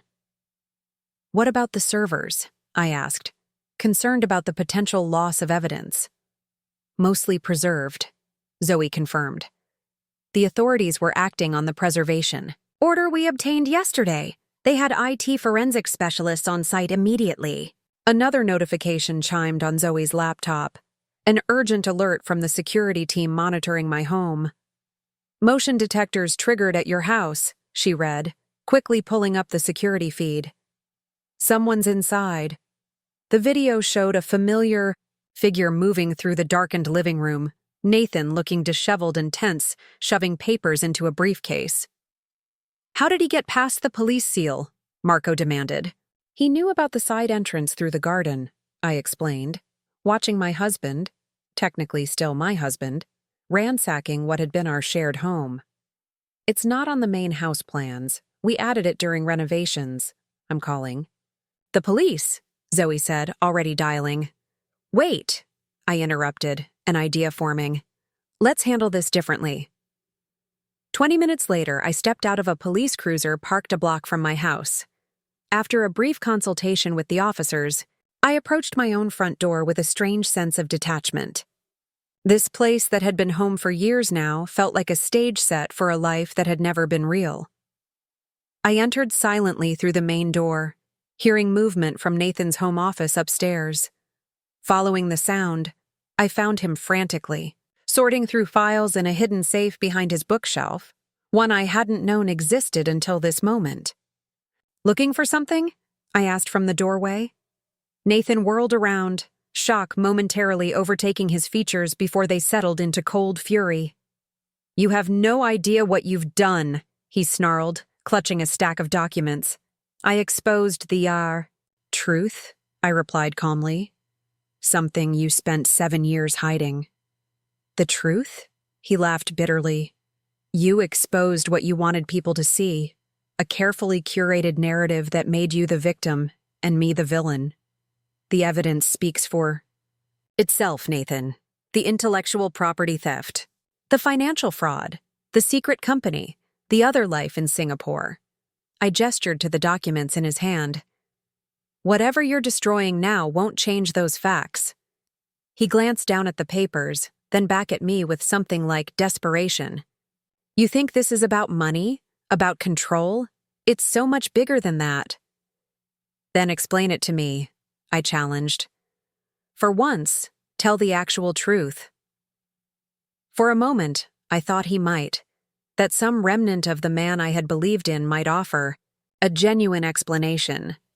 Instead, his expression hardened into the calculating mask I now recognized as his true face. Quantum was always too small, too limited by American regulations and oversight, he said dismissively. Meridian offered freedom to develop applications that would never be approved here. Military applications, surveillance capabilities that governments worldwide will pay billions to acquire. The admission was more damning than anything I had presented in my speech. Nathan hadn't just stolen our technology. He had intended to weaponize it beyond regulatory oversight. So this was never about innovation, I said quietly. It was about selling to the highest bidder without ethical constraints. It was about realizing the true potential of what we created, he countered. Potential you were too short-sighted to see. From downstairs came the sound of the front door opening, police entering based on the signal I had given by activating my phone's emergency alert. Nathan's eyes darted to the window, calculating escape routes. It's over, I told him. Lin Wei is already in custody in Singapore. The Meridian servers have been secured. There's nowhere left to run. Something dangerous flashed in his eyes. For a brief, terrible moment, I wondered if 7 years of deception might culminate in violence. Instead, he straightened his shoulders, smoothing his expression into the confident mask he had worn so effectively throughout our marriage. This isn't over, he said with chilling certainty. You've won the first round, Olivia, but you have no idea what's coming next. Police officers appeared in the doorway behind me, weapons drawn. Nathan set down the documents and raised his hands with practiced calm, as if this too were simply another business negotiation he would ultimately control. As they led him away in handcuffs, reading him his rights regarding charges of corporate fraud, intellectual property theft, and securities violations, I remained in his office, surveying the scattered evidence of his double life. Among the papers he had been attempting to gather, one caught my eye, a list of contacts with government agencies specializing in classified technology applications. The implications were disturbing. Nathan hadn't just been building a parallel company. He had been positioning Meridian to sell advanced encryption technology to entities that might use it for surveillance or worse. I carefully preserved the document for the authorities, understanding now that the stakes extended far beyond corporate fraud or personal betrayal. Nathan's plans for Quantum's technology raised serious national security concerns, which explained his certainty that this wasn't over. As I left what had once been our home, now a crime scene being processed by forensic teams, I realized that reclaiming and rebuilding Quantum wasn't just about business survival or personal vindication. It was about ensuring that the technology we had created to protect information didn't become a weapon in the wrong hands. 7 years of deception had ended with my 7-minute speech. But the consequences of that deception would continue to unfold in ways I was only beginning to comprehend. The Morrison Innovation Award ceremony looked markedly different this year. Gone was the ostentatious display of tech wealth that had characterized previous events, replaced by a more subdued atmosphere focused on genuine innovation and ethical leadership. As I adjusted my emerald green dress, a deliberate departure from last year's bold red suit, I couldn't help but reflect on the extraordinary journey of the past 12 months. 3 minutes, Ms. Harrington, an event coordinator informed me, clipboard in hand. The introduction is about to begin. I nodded my thanks, taking a moment to center myself before returning to the very stage where, exactly 1 year ago, 7 minutes of truth had changed everything. Catherine Winters, who had witnessed last year's dramatic revelation firsthand, was hosting again. Her opening remarks directly acknowledged the elephant in the room. Last year's ceremony became the epicenter of what many have called the most significant ethics earthquake to hit Silicon Valley in a decade, she told the attentive audience. Tonight, we gather with a renewed commitment to recognizing innovation that stands on a foundation of integrity. From my position in the wings, I could see the audience, still prestigious, still influential, but with a palpable shift in energy. The tech industry had spent the past year engaged in painful self-examination, with numerous companies conducting internal audits and strengthening corporate governance in the wake of the quantum meridian scandal. Several high-profile executives at other firms had been quietly removed after internal investigations revealed similar, if less extensive, ethical breaches. My phone vibrated with a text from Zoe. Court just posted the sentencing decision. 12 years. No parole eligibility for 7. The symmetry was impossible to miss. 7 years of deception resulting in a minimum of 7 years of incarceration. Nathan's trial had concluded 3 weeks ago with guilty verdicts on all counts: securities fraud, intellectual property theft, wire fraud, and conspiracy. Lin Wei, extradited from Singapore after a lengthy legal battle, had received an 8-year sentence after pleading guilty to reduced charges in exchange for her testimony. A second text followed quickly. He looked shocked when they read it. Expected leniency. His attorney immediately announced intent to appeal. Typical Nathan, I thought, always believing he could manipulate the system until the very end. During the trial, he had maintained a carefully crafted persona of the misunderstood visionary, claiming his actions were meant to protect innovation from regulatory overreach. The jury had seen through the performance, deliberating only 6 hours before delivering unanimous guilty verdicts. Before I could respond to Zoe, Catherine's voice drew my attention back to the ceremony. Tonight, we honor someone whose courage to speak truth to power, regardless of personal cost, reminds us that ethical leadership isn't just about following rules when convenient, but about making difficult choices when necessary, Catherine announced. Please welcome to the stage this year's recipient of the Morrison Ethics in Innovation Award, Olivia Harrington. The irony wasn't lost on me as I walked onto the stage to enthusiastic applause. Last year, I had used this platform to prevent Nathan from receiving an award he didn't deserve. Now, I was receiving one I hadn't sought. Standing at the podium, I was acutely aware of how different I felt compared to 12 months ago. The woman who had delivered that revelatory speech had been running on adrenaline and righteous anger, determined to expose a betrayal before it could be completed. The woman standing here now carried the weight of rebuilding a company, restoring trust, and redefining a personal identity that had been fundamentally challenged. Thank you, I began, accepting the Crystal Helix Award from Catherine. A year ago, I stood on this stage not seeking recognition, but demanding accountability. I never imagined I would return to receive this honor. I paused, looking out at faces that included many who had witnessed last year's dramatic revelation. The past year has taught me that innovation without ethics isn't innovation at all. It's merely invention without purpose. Technology itself is neutral. It's the intentions behind it and the governance around it that determine whether it serves or harms humanity. The journey to this moment had been arduous. After Nathan's arrest, the full scope of his plans had gradually emerged through forensic analysis of the Meridian servers and documents recovered from various locations.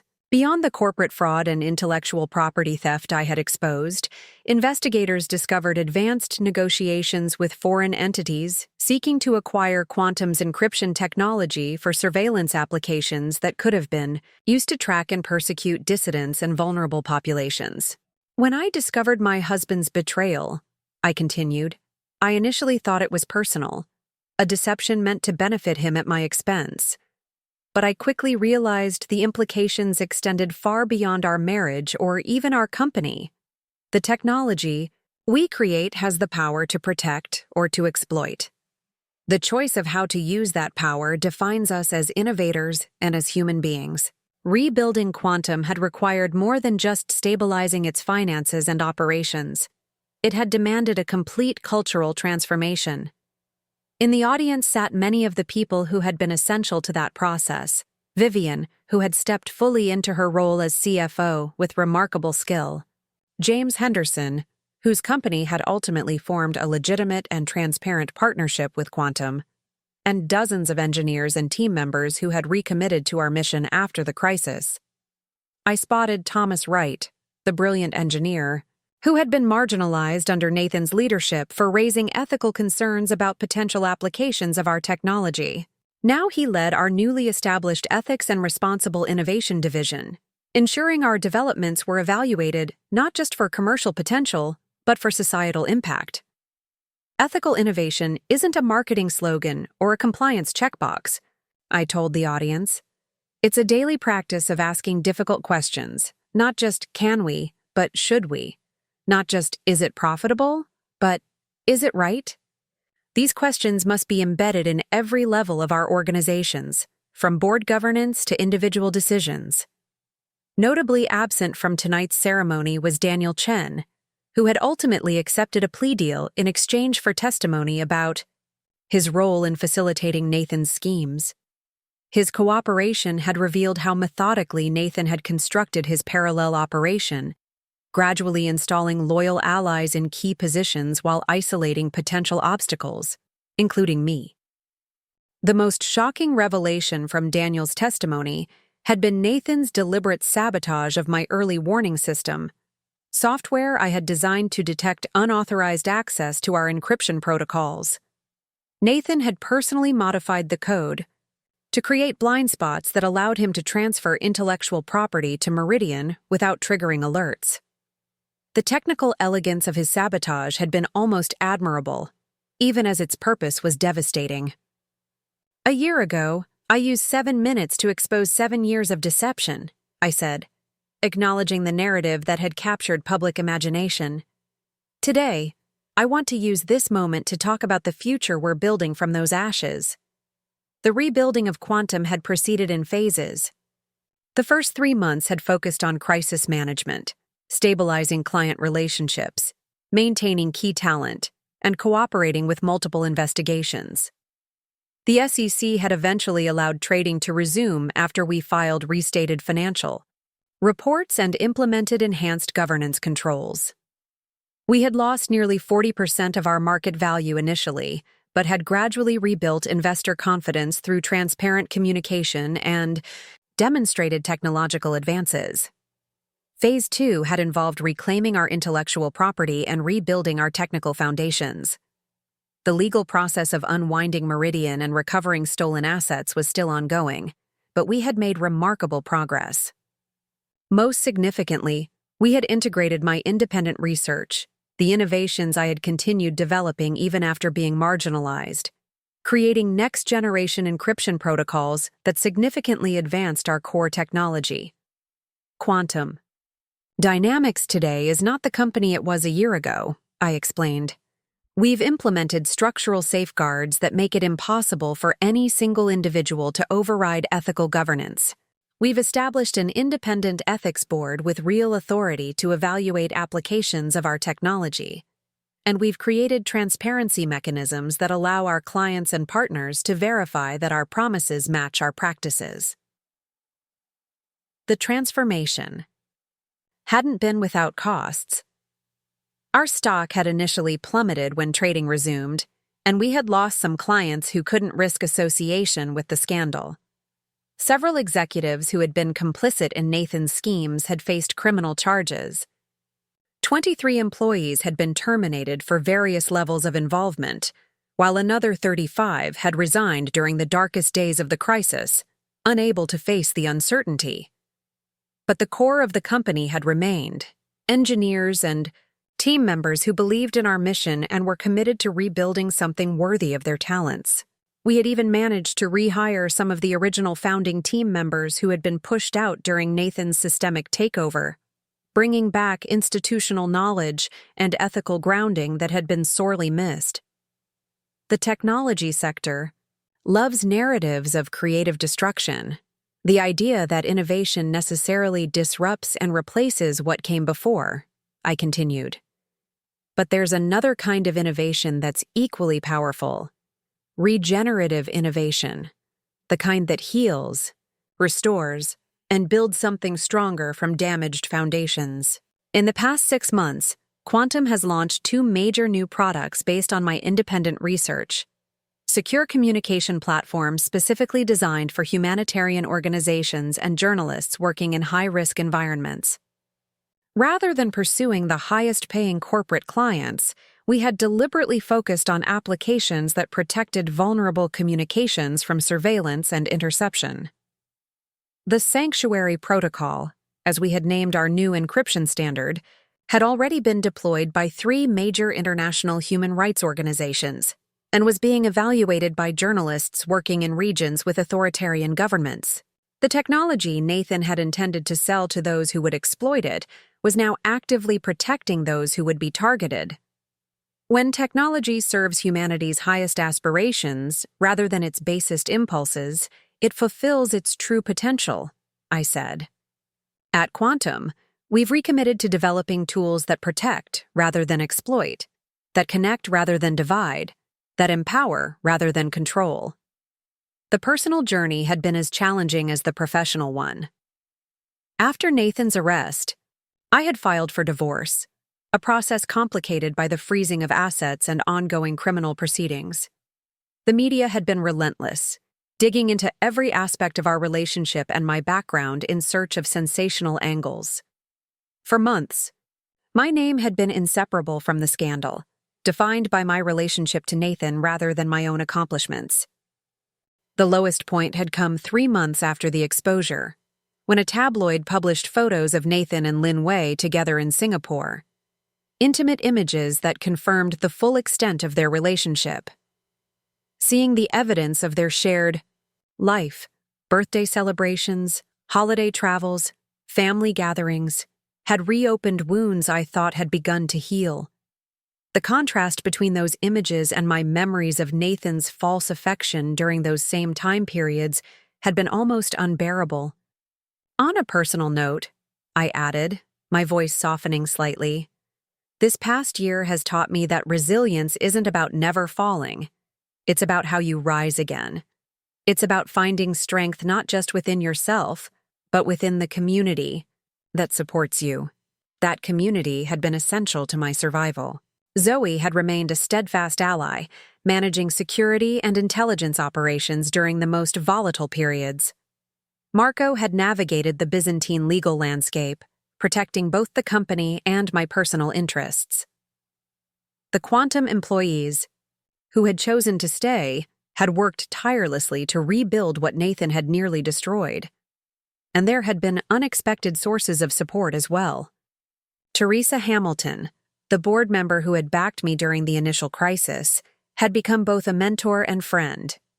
James Henderson, who could have distanced himself from the Quantum scandal, had instead become a public advocate for our ethical transformation. Even Catherine Winters, the journalist who had witnessed my revelation speech, had written thoughtfully about the broader implications of the scandal, rather than focusing on sensationalist aspects. I stand before you today, not as a victim of betrayal, but as a builder of what comes next, I said, my voice strengthening, not defined by what was done to me, but by what I choose to create from the experience. 3 months ago, I had transitioned from acting CEO to permanent chief executive, following a unanimous board vote. The acting designation had been lifted after we reported our first profitable quarter since the crisis, with client retention exceeding projections and new security protocols receiving industry accolades.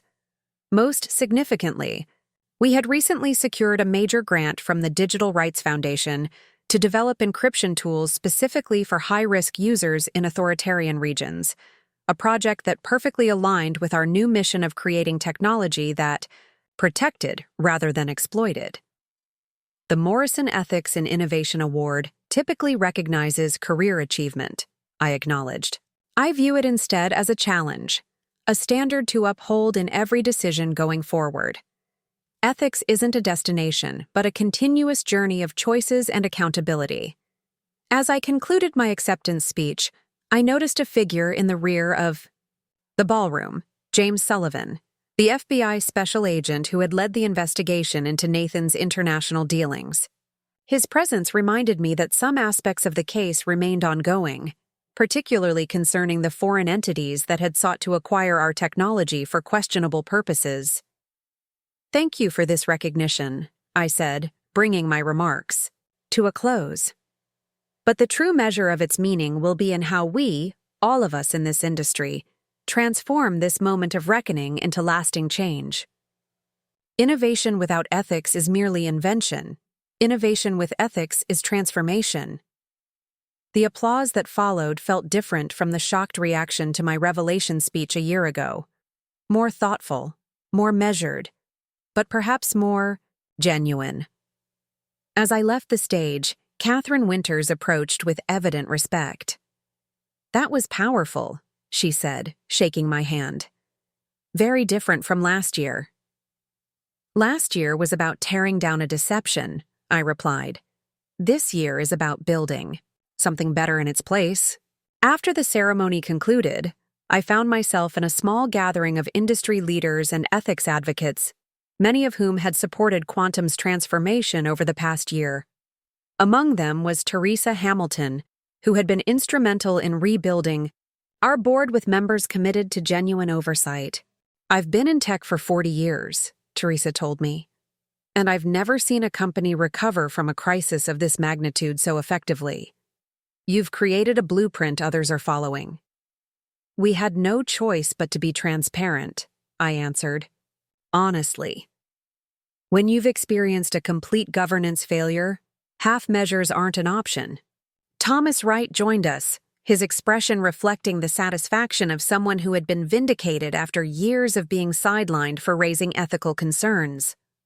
"The new ethical review process is being studied by 3 major universities," he reported. "They want to develop case studies on how technology governance should work." "That's because you designed it properly," I reminded him. "Your concerns about our technology's dual-use potential were exactly what Nathan wanted to suppress." Thomas nodded, the reminder of those days still clearly painful. He called me unnecessarily cautious and commercially naive, said I didn't understand how the real world worked. "The real world is now calling him Inmate 42076, Teresa observed dryly. Perhaps his understanding had limitations. Special Agent Sullivan approached as the conversation continued, waiting patiently for an opportunity to speak privately. "Congratulations on the award," he said when we stepped aside. "Well deserved." "Thank you. I wasn't expecting to see you here tonight. Official capacity, unfortunately." His expression turned serious. "We've identified 3 additional entities that were in advanced negotiations with Meridian for unauthorized technology transfers. The national security implications are significant. This had been an ongoing concern, the ripple effects of Nathan's schemes extending into areas with geopolitical implications. Quantum's encryption technology, in the wrong hands, could potentially compromise secure communications across multiple sectors. We've traced connections to surveillance operations in 3 countries concerning human rights records," Sullivan continued, lowering his voice. "Nathan wasn't just selling technology, he was enabling infrastructure that could target dissidents, journalists, and vulnerable populations." The revelation sent a chill through me, confirming our worst fears about Nathan's true intentions. This wasn't just corporate fraud. It was a fundamental betrayal of the ethical responsibilities that should guide technology development. "Will I need to testify again?" I asked, already mentally rearranging my schedule. "Possibly. We'll know more next week." He hesitated before adding, "There's something else you should know. Nathan has been attempting to negotiate a reduced sentence in exchange for information about these foreign connections." I absorbed this information with a strange sense of detachment. Nathan's attempts to manipulate the system from inside prison weren't surprising. It was entirely consistent with his character to seek advantage regardless of circumstances. "Has he provided anything valuable?" I asked. "Not yet. He's still playing games, offering hints without substance." Sullivan's expression showed professional frustration. Classic manipulator behavior. After Sullivan departed, I rejoined the reception briefly before slipping away to a quiet balcony overlooking the city. The San Francisco skyline glittered with possibility, so different from how it had appeared a year ago when everything seemed to be collapsing. Zoe found me there, 2 glasses of champagne in hand. "To justice," she said, offering one to me. 12 years is less than he deserved, but it's something.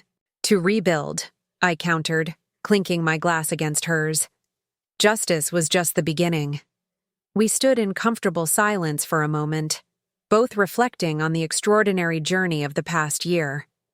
"You know what today is, besides the award." "Ceremony?" Zoe asked suddenly. I nodded. 1 year since I found those documents in the Henderson folder. The day everything changed. Do you ever wonder what would have happened if you hadn't looked? If you'd just signed the papers like he asked? The question was one I had considered many times during sleepless nights. Sometimes? But I think on some level, I always knew something wasn't right. The truth was going to emerge eventually. The only question was how much damage would be done before it did. "Have you visited him?" Zoe asked carefully, knowing this was delicate territory. "Once," I admitted. 2 weeks after the verdict, I needed to ask him something I couldn't stop thinking about. "When the betrayal began," Zoe guessed astutely. I nodded. I wanted to know if there was ever a moment when he could have made a different choice, when he could have turned back from the path he chose. "What did he say?" "That's the strangest part," I replied, remembering the sterile prison visiting room, Nathan in his orange jumpsuit, still somehow maintaining his aura of control despite the circumstances. He said it wasn't a single decision but a series of small choices, each one making the next easier. He claimed he never intended things to go as far as they did, but once the pattern was established, the deception took on a life of its own, Zoe finished. Exactly. He said at some point, maintaining the 2 separate lives became almost automatic, compartmentalized so completely that in some moments, he could almost believe his own fiction. "Do you think he regrets it?" Zoe asked. "Truly regrets it. I mean, not just regrets getting caught." I considered the question carefully, remembering Nathan's expression when I'd asked him a similar question. "No, I think he regrets the consequences, but not the actions themselves.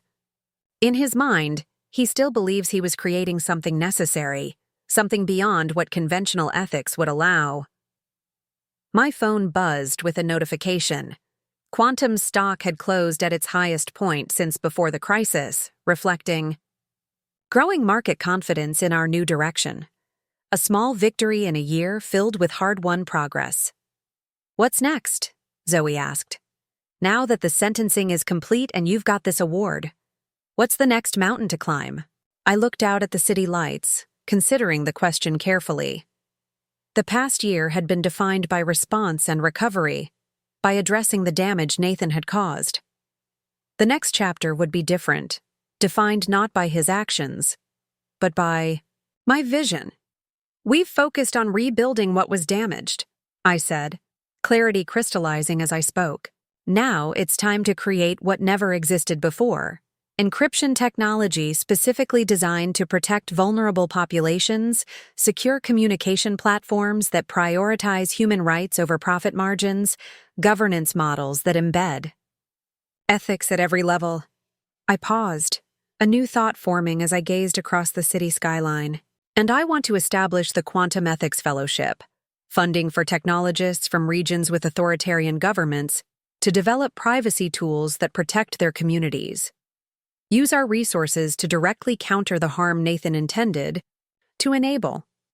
Zoe smiled, recognizing the shift in my thinking from reactive to proactive, from surviving to thriving, and from personal vindication to collective impact, I added. "The award tonight was meaningful, but what matters more is creating systems and technologies that make similar ethical failures impossible, or at least much harder to execute." "Speaking of impact," Zoe said, checking her phone, The video of, "Your speech is already trending.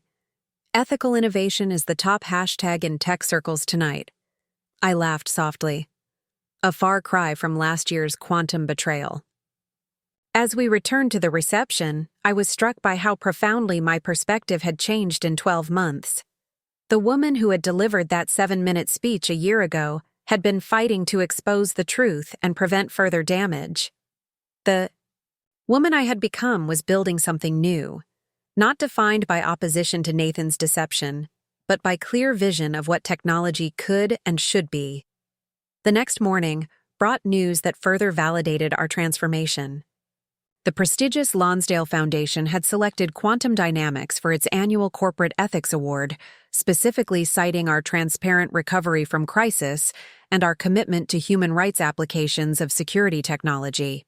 As I prepared for the day's meetings, my phone lit up with a call from James Henderson. "Have you seen the industry reports this morning?" he asked without preamble. "Not yet," I admitted, still scanning my overnight emails. "Something significant?" "The latest security protocol evaluations," he replied, excitement evident in his voice. Quantum Sanctuary Protocol outperformed every competitor in both effectiveness and resistance to unauthorized access. "You've leapfrogged the entire industry." The validation was particularly meaningful coming from Henderson, whose company had now become our most important strategic partner rather than an acquisition target. Together, we had created something neither company could have achieved alone, particularly under Nathan's exploitative model. "That's our team's work," I said, though I couldn't help feeling a surge of satisfaction. The Sanctuary Protocol incorporated elements of my independent research, innovations that Nathan had never known about because he had been too focused on control to recognize the creativity he was suppressing. Later that day, as I walked through Quantum's engineering department, I paused to observe the teams at work. The atmosphere had transformed over the past year, from the fear and hierarchy of Nathan's era to a collaborative environment where ethical considerations were integrated into technical development rather than treated as afterthoughts. On a prominent wall hung a simple framed document, our new corporate charter, which explicitly committed Quantum to developing technology that protected human dignity and expanded privacy rather than undermining it. Beneath the charter was a quotation I had selected during our rebranding. "The true measure of innovation is not what it enables us to do, but who it enables us to become." 7 minutes had ended 7 years of secrets. But the real story wasn't the exposure of the past. It was the creation of the future that would never have been possible without that moment of revelation.